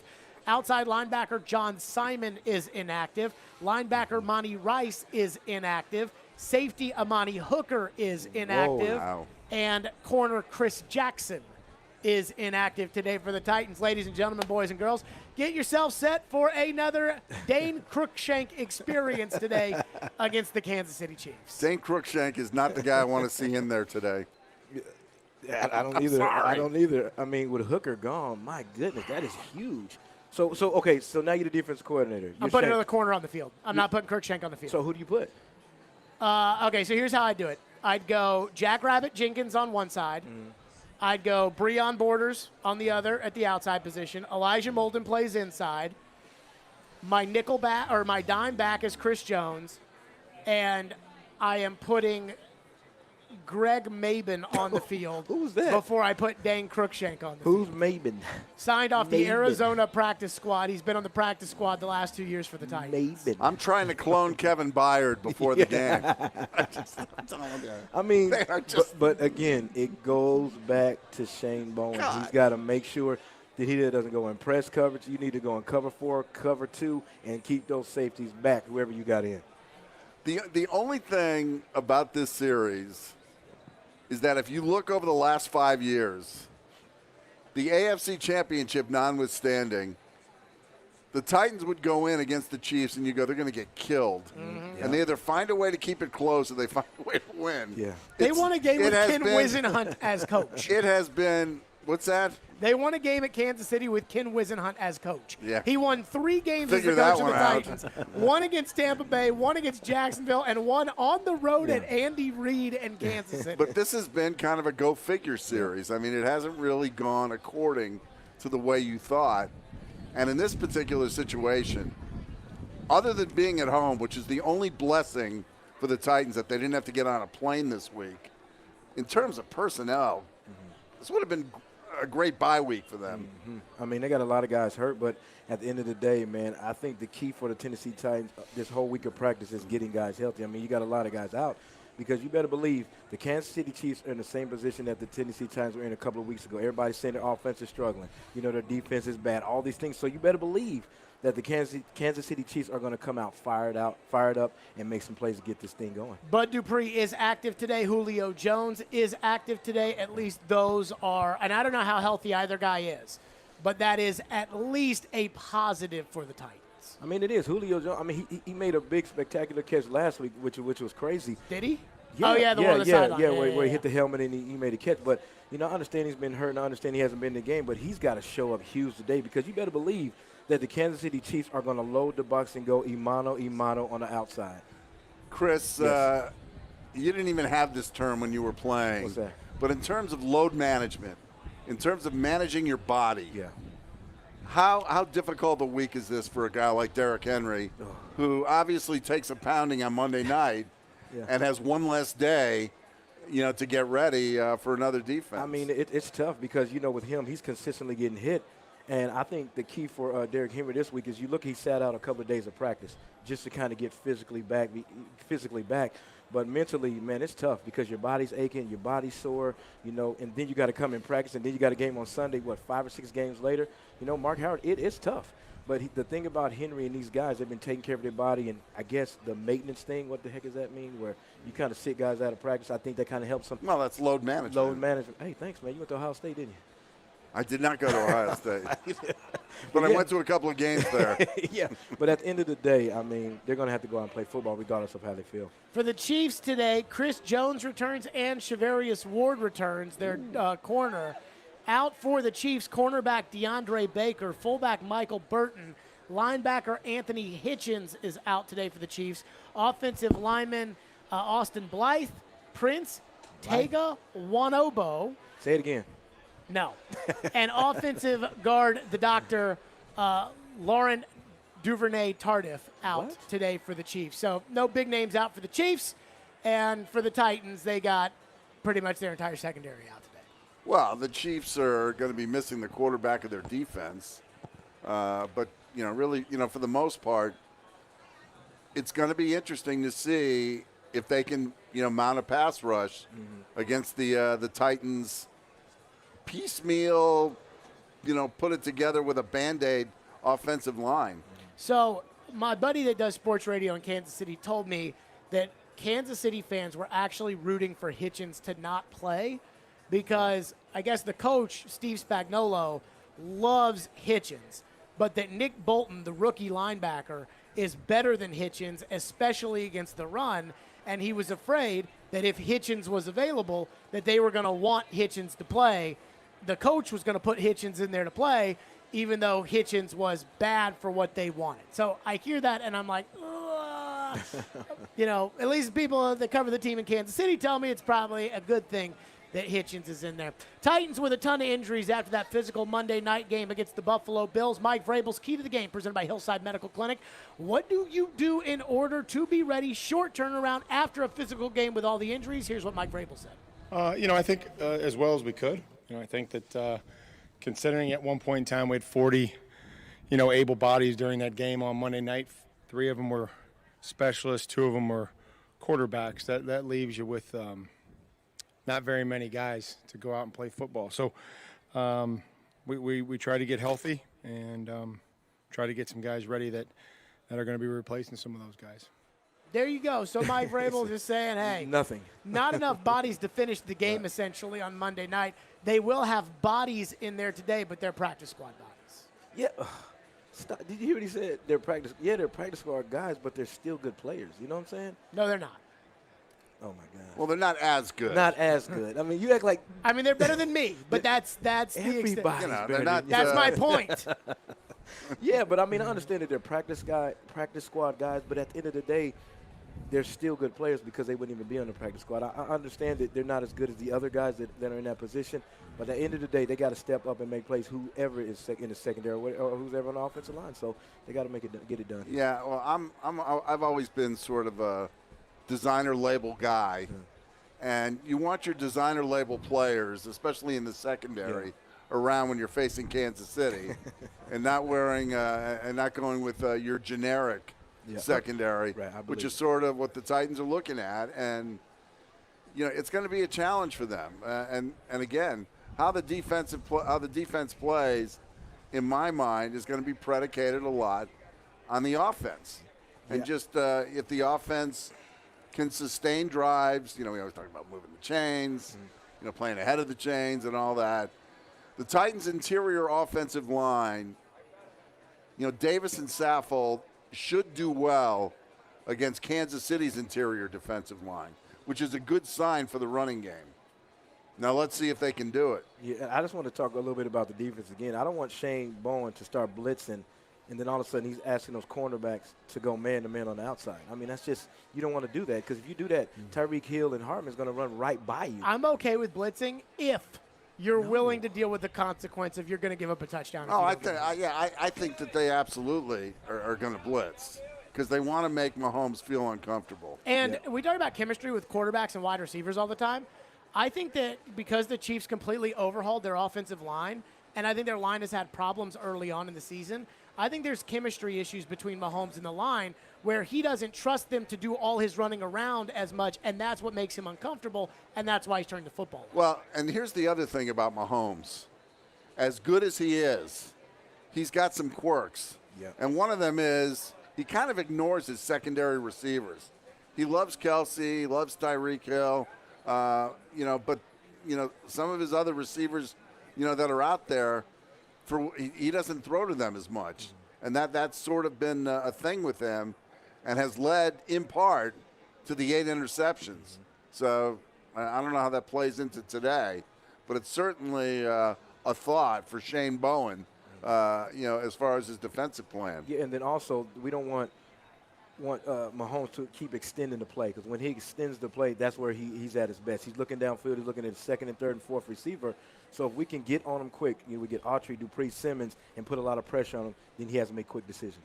TD is at the stadium. Tehran Davenport at Nissan Stadium. We'll get a check on how the Titans are looking. Julio Jones with his injury, Bud Dupree with his injury, both active today. How do they look in warm-ups? How about Brett Kern making his return as punter? We'll take a look at all that with Tehran Davenport, and we'll do that next right here on the pregame show, live from Rock Bottom Brewery downtown. It's ESPN 102.5 The Game.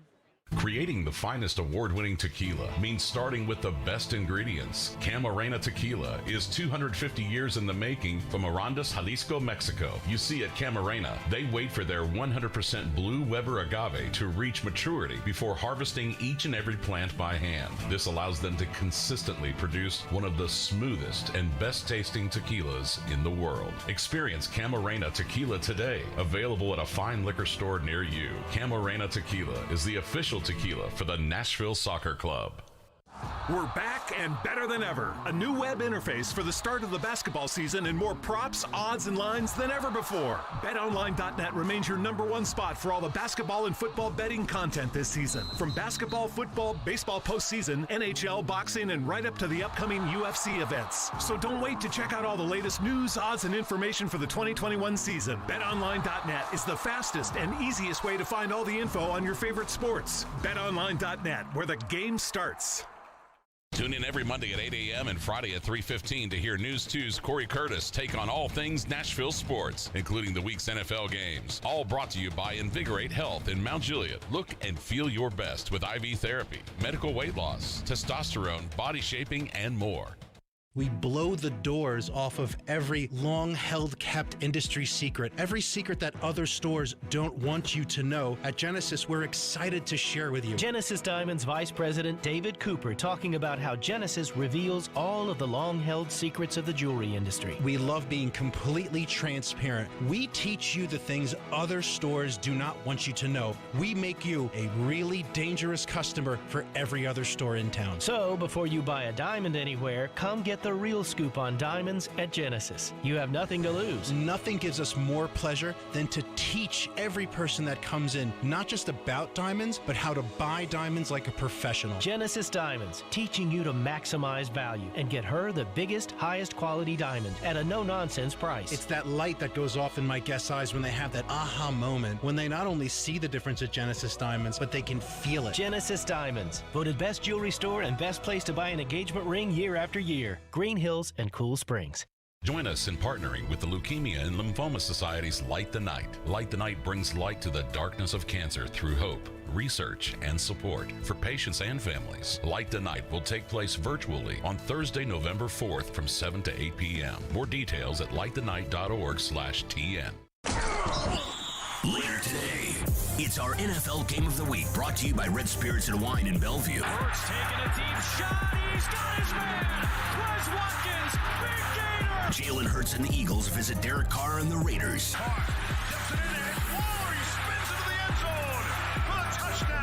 Coverage begins at 2:30 on ESPN 94.9. It's game day for the Two-Tone Blue. And we're inching closer to kickoff. This is the NFL Pregame with Jared Stillman, forever receiver Chris Sanders, and Mark Howard. Now, let's get an update from the stadium with ESPN's Tehran Davenport, brought to you by Freedom Tire Guys on Nashville's best sports talk. ESPN 102.5 The Game and the Game Nashville app. Live from Rock Bottom downtown, we are an hour and 20 minutes away from kickoff between the Titans and the Chiefs. Julio Jones is in. He was questionable. Bud Dupree in. He was questionable to give it a go today. And we are joined now by Tehran Davenport, ESPN, joining us on the program. TD's appearances on the pregame show brought to you by Freedom Tire Guys, Nashville's premier mobile tire company, online at freedomtireguys.com. TD, let's start with Julio Jones. He looked, after that great catch that he made early on in the Buffalo game, he looked rather gimpy towards the end. He was questionable for a go with the hamstring injury. He is going today. How has he looked so far in warm-ups? Yeah, well, we haven't really seen him do any actual running. He and A.J. Brown were just kind of working on just hand-to-hand stuff, push-off, and that kind of, let's talk like receivers, not push-off, but warding off the DB, working on that. Julio Jones went out in the last drive of that game last week, and he was questionable all week. He didn't practice on Wednesday, practiced on Thursday and Friday. I think he's going to be all right to go. I did ask him about just how that hamstring is impacting his ability to start and stop, and he said he's not thinking about that, and if he suits up, he's good to go. So that's kind of my report. That's the way I look at it, so I would expect him to be able to play up to his potential. And I know you don't like to hear that, Jared, because I know you have a crusade against Julio Jones and the acquisition, but it's all good. I don't have a crusade. I just have a hard time expecting him to play up to the Julio Jones standards. I thought it was good that he gave it a go. I mean, you could tell he was playing through pain on Monday night. What about Bud Dupree, TD? Dropped didn't practice Friday on the injury report, questionable with the knee. Yeah. He's going to give it a go. We still haven't seen Bud yet look like Bud. Should we be expecting that anytime soon? What have you seen out of him in warm-ups as well? I think that's one of those trust the process type of things, whereas you're still waiting for him to get back to full power from that ACL. The thing that I will say, and I saw it for the first time last week, I talked to him after the game about it too, and he said I was correct. He had a little more bounce, and watching him in pregame and just some of the things that he was able to do, and it's carried over to this week where you see him like literally doing different things, bouncing off of that leg and driving off of it, which is a wonderful sign for Titans fans and just for the Titans themselves. So I would expect to see him have a bit more of an impact. One of the things that I want you guys to pay attention to is some of the things that you see in the trenches, right? Watch how they line up. You're going to see Danico Autry at one defensive end, Jeffrey Simmons at D tackle, Harold Landry lining up on the inside next to him, and then Bud Dupree lining up off the edge. And they do a lot of stunts and twists and things like that. They were able to get a pressure that way last week, and that's something that they worked on this week. So definitely be on the lookout for that. We're speaking to Tehran Davenport, of course, the very fine Titans beat writer for ESPN and ESPN.com. TD, I'm worried about Tannehill. I didn't like the way he looked in the first half against the Bills. He has been inconsistent, and in my mind, that's sort of been the dirty little secret, or one of them, about the Titans this year. Yeah, well, hey, man, you said very fine. I almost shouted out my phone number. The last time somebody called me very fine, I gave her my number. So, no, all jokes aside, yeah, Ryan Tannehill, in my opinion, has regressed a bit. That the play-action passing is kind of working for him, but I just think there's accuracy issues, and it really surfaced last week on that interception where he targeted Julio Jones. Jones was running a seam route, and he not only waited on the pass, he also sailed it. And those seams, like, that has to be put on a rope, so that way, as a receiver, you can catch that thing and embrace yourself for that safety coming up. But then in addition to that, you want to make sure that the safety can't swoop in and pick it off like he did. So that's an example of an issue. They're not taking as many deep shots, so you're kind of seeing, outside of the Bills, whose safeties just bail out, for the most part, you're seeing, the field just kind of being condensed, and that's obviously not good for on a play-to-play basis for Derrick Henry. So, yeah, I think he really has to get this back in order. The accuracy has to improve, but then also making plays with his legs. That's something that he is capable of doing, and that really helps out in the red zone. And I tell you what, going against this Chiefs team, you get inside the 20, you better come out with 7, at the minimum. What about, too, something that you alluded to, how much credit does Shane Bowen get for the Titans' red zone defense? They allowed a lot of threes on Monday against the Bills. Yeah, I know the Bills moved the ball prolifically between the 10s, but the Titans' D did toughen up a lot when they got inside the 10. Yeah, it's interesting because the whole thing that everybody has been just kind of, begging for is that playing a little bit closer to the line of scrimmage and, by the defensive backs. And you saw that a little bit more. And obviously in the red zone, things are a little more condensed. So, of course, you're going to play closer because there's less space and less opportunity to get burned deep. But I think they definitely have played much better. But a lot of that credit, in my opinion, goes to that defensive line. Those guys. I mean, look at Jeffrey Simmons, the way he blew up that fourth down, last week. So it's all throughout. I don't really think it's as much of a scheme thing as much as guys are executing. What's up, TD? This Chris, man. How you doing, bro? Hey, run TMC. Let's go, big dog. Hey. It's the Chiefs. Robert Harris. I'm gonna hit you up on Wednesday or Thursday. But hey, man, the Kansas City Chiefs have opponent arms. They got Hill, they got Hardman, and they got Kelsey. The Tennessee Titans secondary is struggling. They're banged up.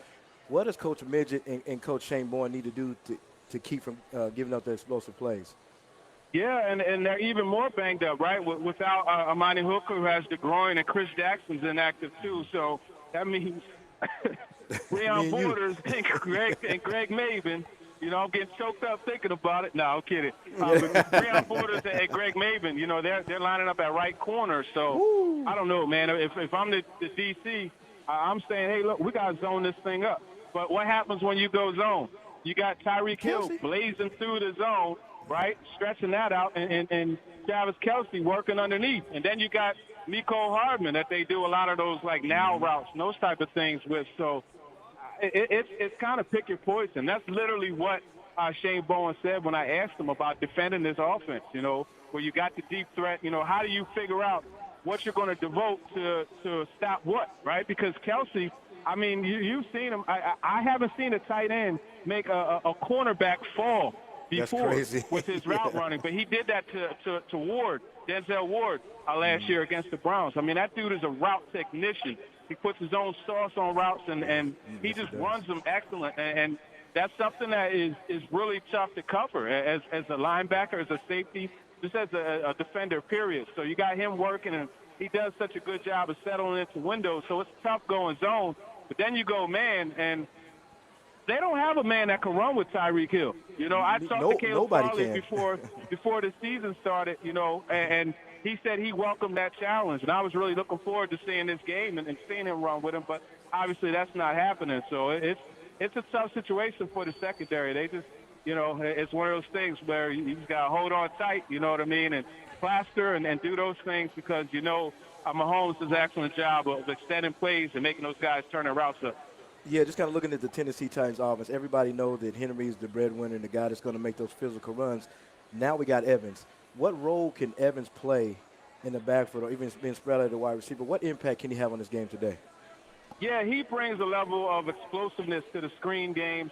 And also, I think when you have Evans, and this is something that, you know, I've said about him since his App State days. I mean, look, he has a lot of 70-plus yard touchdowns, you know, in college, right? And so for me, you know, when he comes into the game, he gives you that home run hitter, like not the same as Derrick Henry because there aren't many like him, but he still gives you a degree of home run hitting ability. And I think that's really important to have.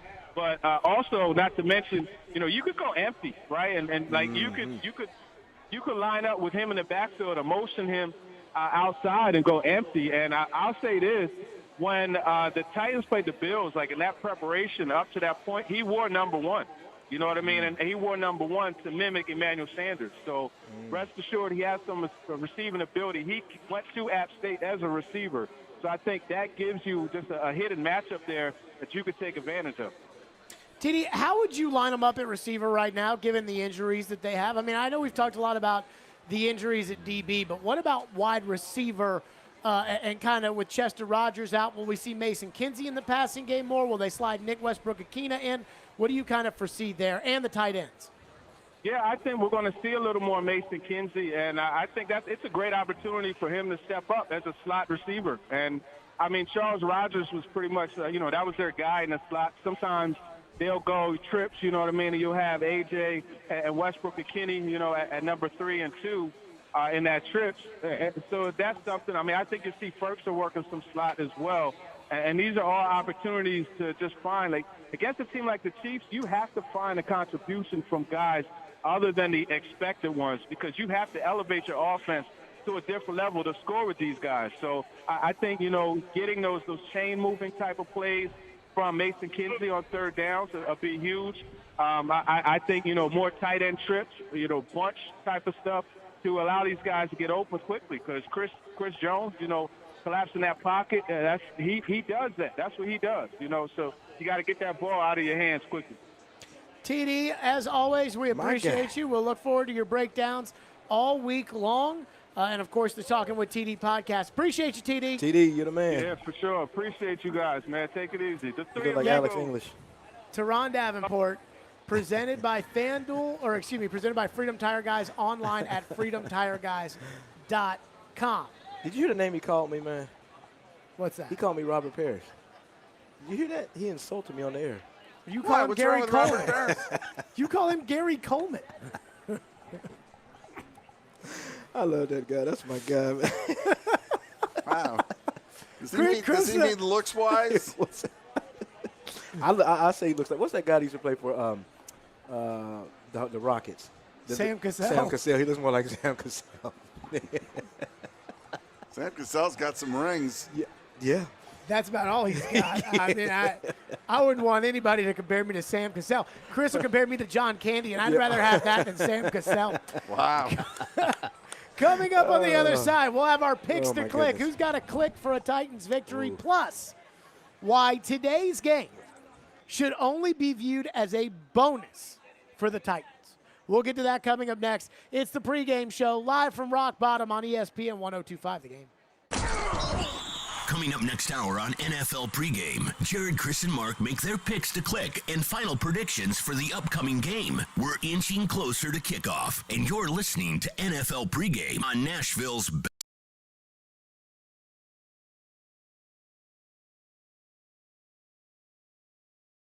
We make it happen.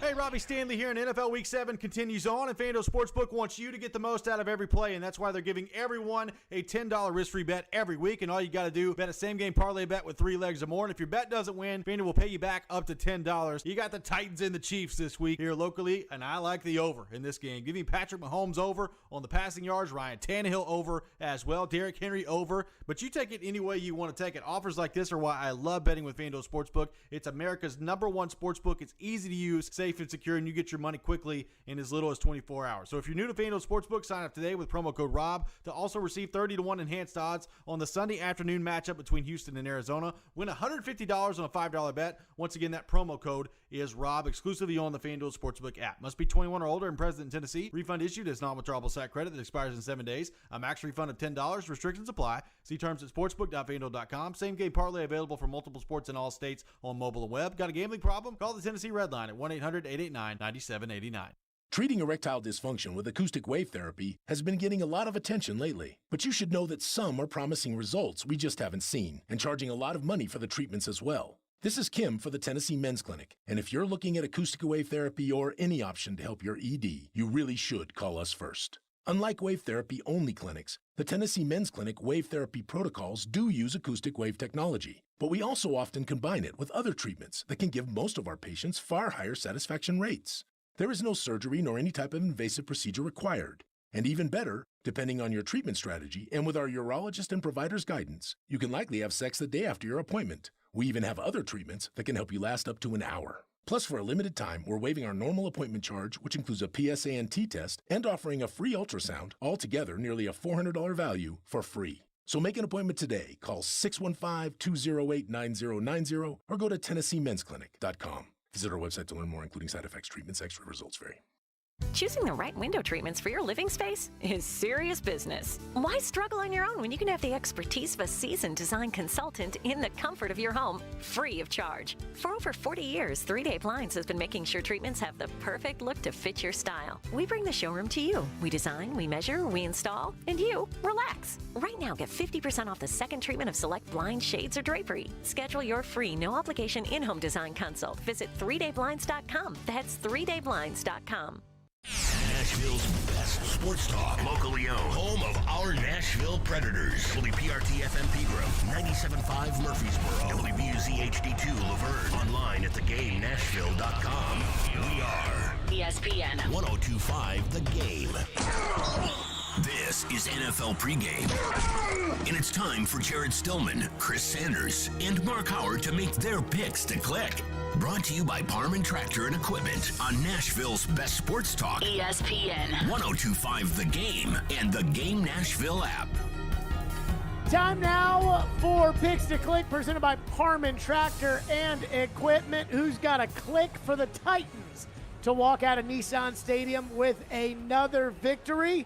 By the way, none of us picked Derrick Henry to click last week on the offensive side of the ball. Chris Sanders, we start with you. Who's your offensive pick to click today? I'm going to go with Ryan Tannehill. And the reason why I'm going him is he's got to protect the football. He's thrown a couple of interceptions in the last couple of games and had a couple of fumbles. If he can protect the football and throw it to the right receivers in the right place and not throw it to the other team, I think the Tennessee Titans are going to win this big. Ryan Tannehill threw for 181 yards the last time the Titans beat the Chiefs in 2019 at Nissan Stadium. What are you looking for out of him today? Are you looking for him to try to throw for 230, 225 yards, or are you looking for him to throw 350, 360 in order to keep up with Kansas City's offense. I would just say about 250 yards and protect the football. I mean, if you don't protect the football and you're throwing interceptions and you're getting hit and fumble, you're giving the ball to the opponent offense. So I just think if he protects the football, throws it to the receivers in the right place, and not throw it to the opposite team, which is Kansas City, then I think the Tennessee Titans can win the time of possession. Yeah, you need a little context. He could throw for 350, but that could also mean the Titans are way behind and have to maybe not junk the running game, but minimize it. Great point. Mark, who's your offensive pick to click? Oh, let's go. Kinsey? I'm going to say Kendall Lamb, believe it or not. Again, out there playing left tackle in an emergency situation. He's going to have Frank Clark as his constant companion.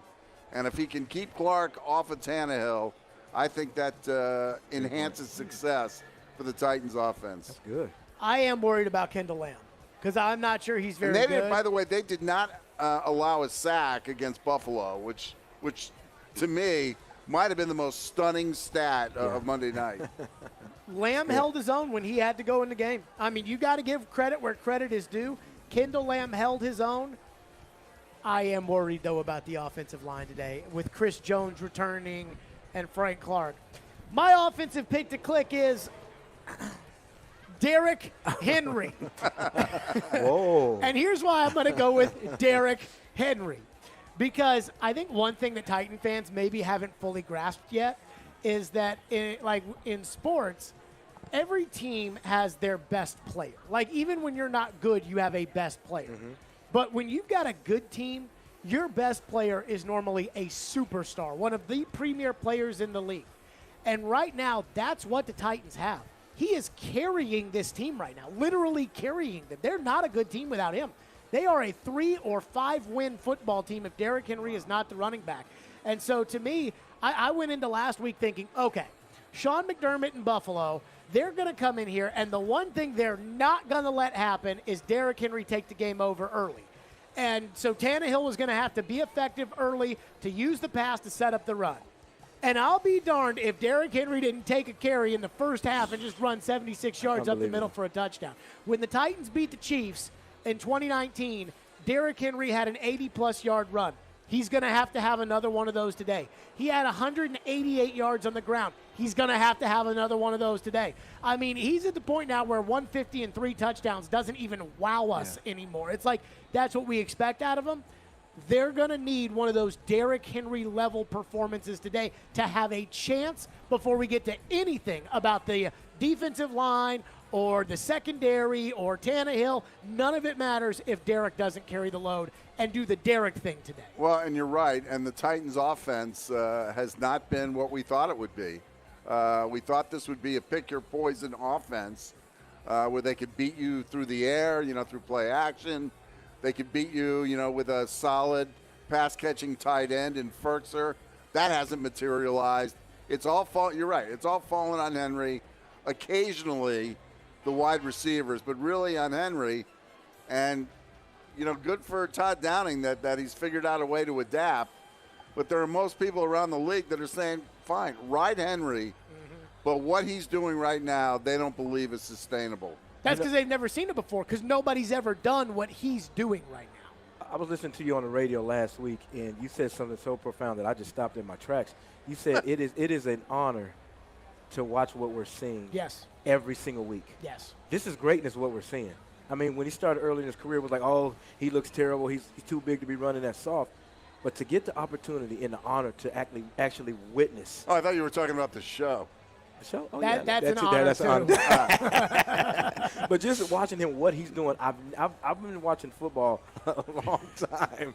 And what we're seeing, I've never seen this ever in my life. And I'll say this about Derrick Henry, too, as far as he is the Michael Jordan of the Tennessee Titans. To your point about picking Tannehill, and we need Scottie Pippen to show up today. True. You need Ron Harper to show up today. We need Bill Cartwright. We need Will Purdue. Tony Kukoc to show up today for the Tennessee Titans. Defensive picks to click. Who is the Dennis Rodman today for the Tennessee Titans on defense that they need to click, Chris Sanders? I'm going with Jack Rabbit Jenkins. You hate Jack Rabbit Jenkins. I can't, but he's got to show up. He's going to have to show up. He's been getting drilled these last 5 and 6 weeks, but he's going to have to come up with a big interception or a big stop or some deflections, because I guarantee you they're going to come after him. They're definitely going to come after him and say, you know what, we're going to look at the weakest link in the secondary, and I believe it's Jack Rabbit Jenkins, but he's got to step up today, make some kind of clutch interception to turn the game around. He's so bunny and he doesn't even know it. Harold Landry for me. Harold Landry has suddenly, gone on this 16-sack pace. He's going to blow all of his, previous career highs out of the water, I think, by halfway through the season. But he's done a great job. We saw him A-gap it against the Bills with that inside pass rush. I've never seen that before from Harold Landry. But that's one of the reasons why we're getting a better version of him this year. Yeah, he's just playing with a lot of confidence. I mean, look at when he came in, he was kind of like, trying to figure out his way. But look at his body, look at his confidence. Look at wherever the ball's at, he's consistently around the ball. Why? Because he's just playing with a lot of confidence. Has what my old buddy, Titans radio commentator Dave McGinnis, calls the motorcycle lean. He's just got that flexibility to get around the corner. Would be nice for him to get some help. Yeah. Hello. Yeah. By the way, I don't think it's an accident that Harold Landry's in a contract year and all of a sudden he's playing out of his mind. I'm torn on two guys, so I'm just going to throw them both out there. Danico Autry is one of them, who I don't think is getting his due for what he has come in and done. And I thought he created the interception that Byard had that set up the touchdown on Monday night. I think Autry's a physical player, and I think he's the kind of guy who has been through the wars enough to where, your offensive line is not going to intimidate Autry. And I think if there's anybody that can affect Mahomes, he's got a very deceptive speed for a guy his size. Kind of reminds me a little bit of Josh Evans, and I think that Mahomes, if he tries to do a lot of dancing around, it could be Autry who's the one who makes Mahomes pay for it. And the other one is obvious, David Long Jr. And I say this because I don't know who else there is to match up on Travis Kelce. I don't think you can match up Rashaan Evans on him. I don't think you can match up Jayon Brown on him. Jayon's not big enough. Rashawn's not fast enough. I don't think you can match up a DB on him unless you're willing to use Byard to guard Kelce, and I'm not willing to do that. I think David Long Jr. draws the unfortunate task of having to guard Travis Kelce today. Not Dane Cruikshank. I think I'd rather have Chris Sanders out there trying to guard I'm an athlete, Travis baby. Kelce. You are 50 years old. But I can still play cover two, play the flat. And I am really worried that the Titans are. Do you guys remember the playoff game a couple years ago where they threw to Kelce on every play, and then Kelce got concussed by Jonathan Cyprien and came out of the game, and it totally changed the game?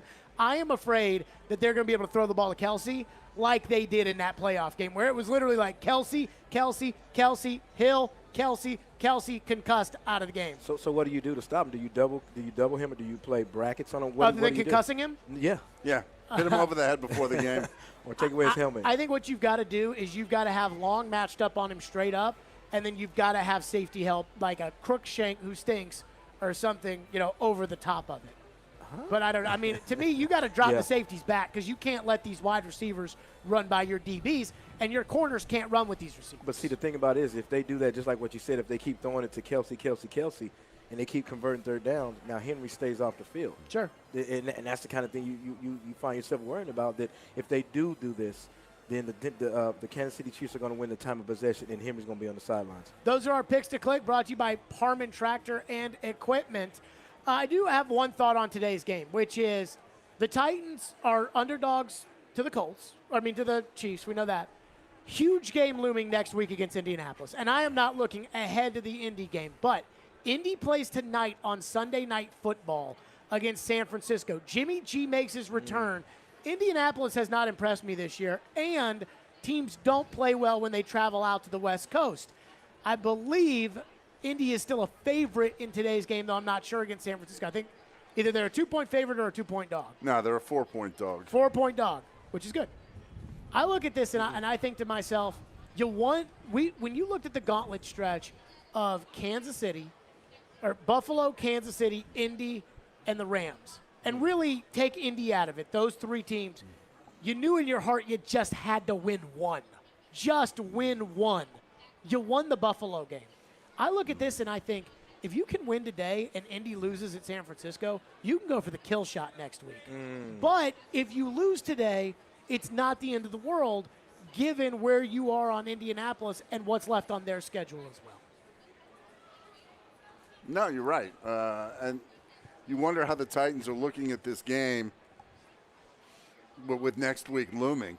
Because next week, essentially, those divisional games are worth 2 games. We said Monday night, would we trade a Buffalo win for a Kansas City loss in this, sort of 2-game gauntlet where they got to play the Bills and Chiefs? I said I would take a split. I still feel that way. If they win today, great. If they don't, so be it. But I don't view this game today as crucial. I think with the Indianapolis Colts, they know that this is a must-win. If they go down there and beat San Fran, they know that the Tennessee Titans got to go to Indianapolis, and that's going to be a barn burner. So they know the significance of this game. So I'd rather for the Tennessee Titans win, just like you said, and the Indianapolis Colts lose, because just like you said, they go down there and it could be the kill shot. I think it would be huge for the Tennessee Titans. I think it was a total kick in the groin to the Colts on Monday night when the Titans won. Because I think they looked at it and they were banking on, hey, they're going to lose to Buffalo. We're going to beat the Houston Texans. We'll gain a game. And they ended up not gaining a game, which I think was a big deal to them. And then I think today, I think if you lose and they win at San Francisco, you go there next week. And if you don't win that game, now the division very much is a legitimate, kind of thing. If they lose and you win today, you're going there to knock them out. You beat them there. There is no shot that they're coming back on you. I mean, I guess there's a shot.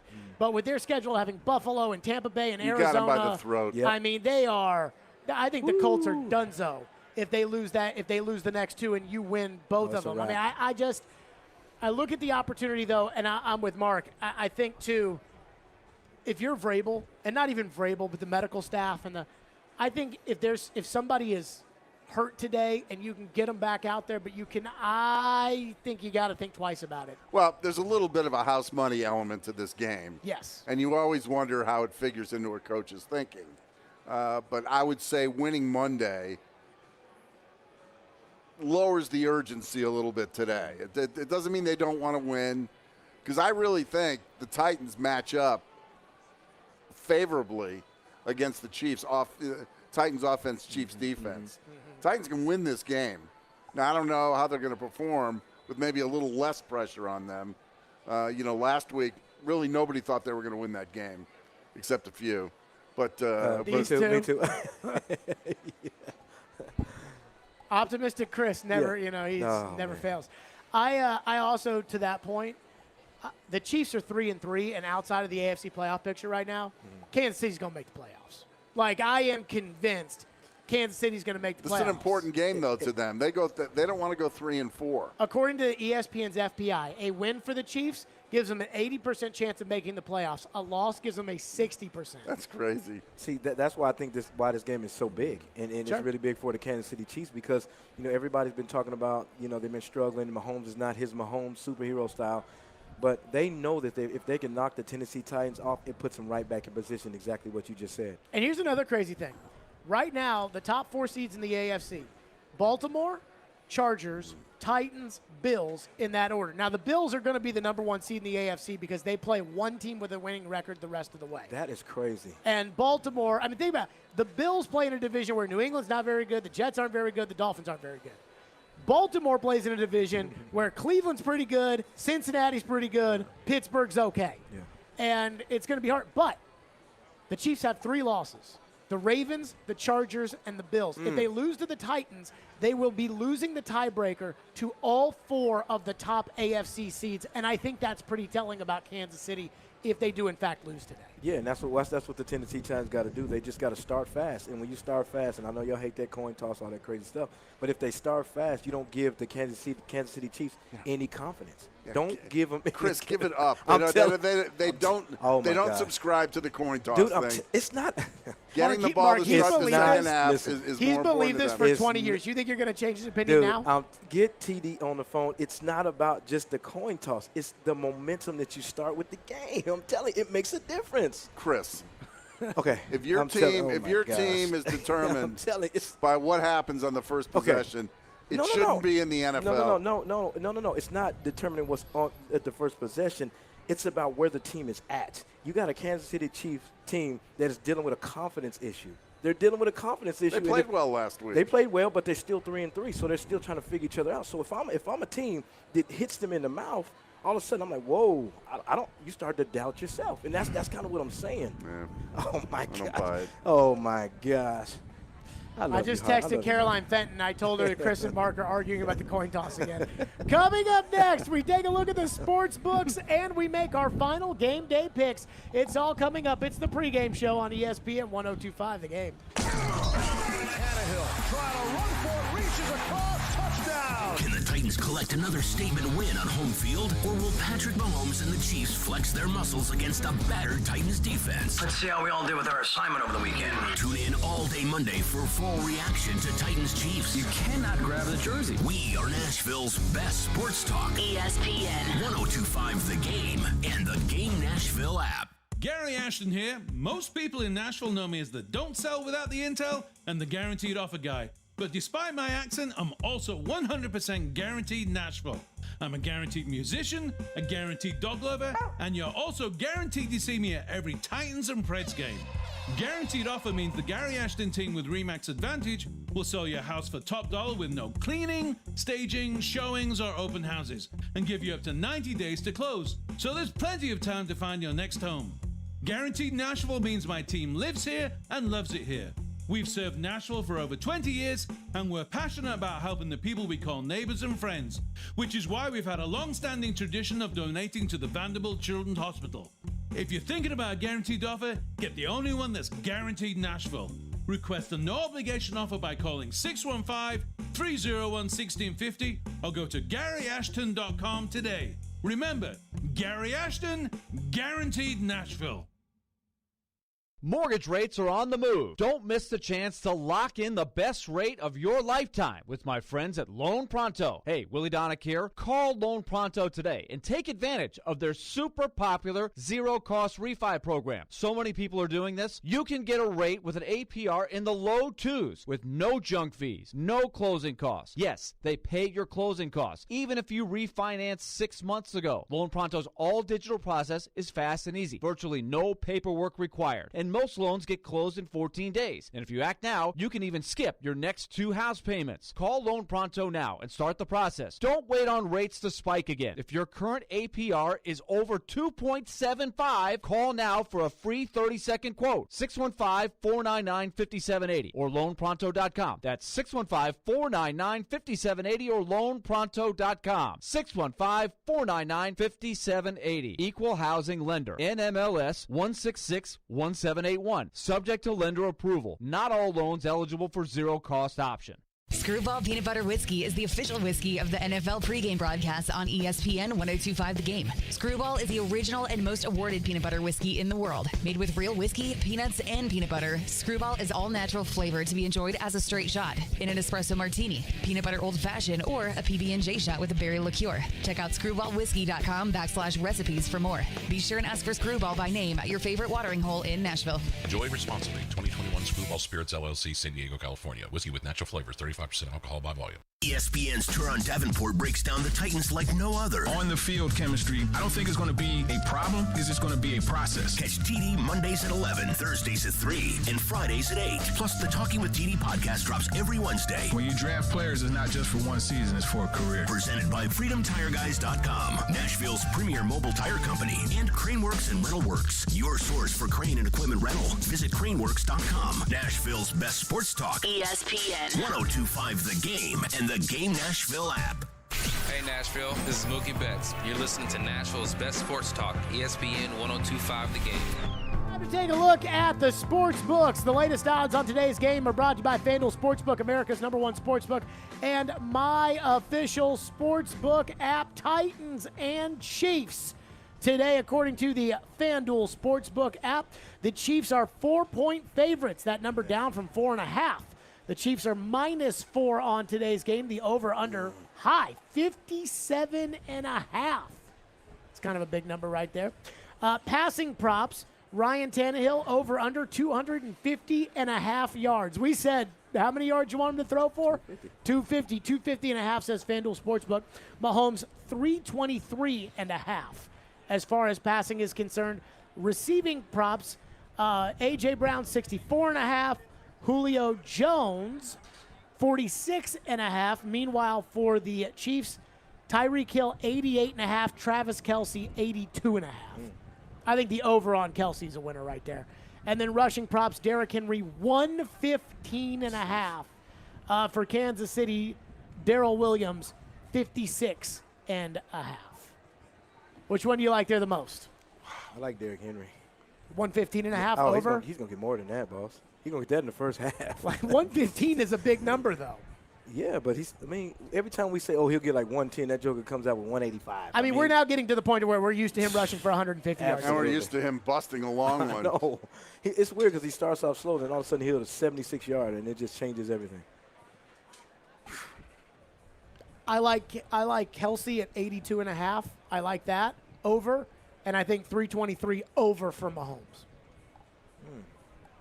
Time now to make our official game day picks. I have to give credit where credit is due. Mark Howard and Chris Sanders picked the Buffalo Bills to lose on Monday night to the Titans. I picked the Bills. Chris Sanders, we start with you. Who wins today and why? I'm going Tennessee Titans 34. I'm going with Kansas City 31. I just think that same score as last week? Same score. I just think that with Derrick Henry playing at a whole different level, he's just going to take over the game again. They may start off slow and, you have a couple of 3-and-outs, but when you have that guy, Derrick Henry, just like a Ford truck, he's built for this. He's built for games like this, and I just think the Tennessee Titans are just a better team. Mark Howard? Chiefs 37-27. I just don't see the Titans having a huge offensive day. I could be wrong. So I was going to go 38-28 Chiefs. He goes 37-27, 38-30. It's like Price is Right when the guy says $1 and the next guy goes $2. I'm going to go with I'm going to go 38-28. I think Tannehill's going to play a better game today. But I just think that the injuries in the secondary and the fact that the Chiefs have to have this game. Yeah. I mean, they got to have it. I think the Chiefs will get it done. I feel like I've been picking against the Titans every week now. Every week. I picked them to beat Jacksonville. That was the one where come on. But I'm going to pick the Chiefs today. That's going to do it for us. By the way, our final game day picks of the day are presented by Social Furniture. That's right. Our friends over at Social Furniture, located at 5412 Charlotte Avenue in Nashville. Shop local, shop social. That'll do it for us. We will be back. That's right, next week before the Titans take on the Colts. Meanwhile, Stillman and Company with the reaction tomorrow at 2 o'clock. We will see you then. It's ESPN 102.5 The Game. Take us wherever you may go. There is going to be a whole lot of work going on. Shoot us in anywhere, anytime. I think he has some big play in him. Just search The Game Nashville in your app store and download today. And keep it locked on Nashville's best sports talk. ESPN 102.5 The Game.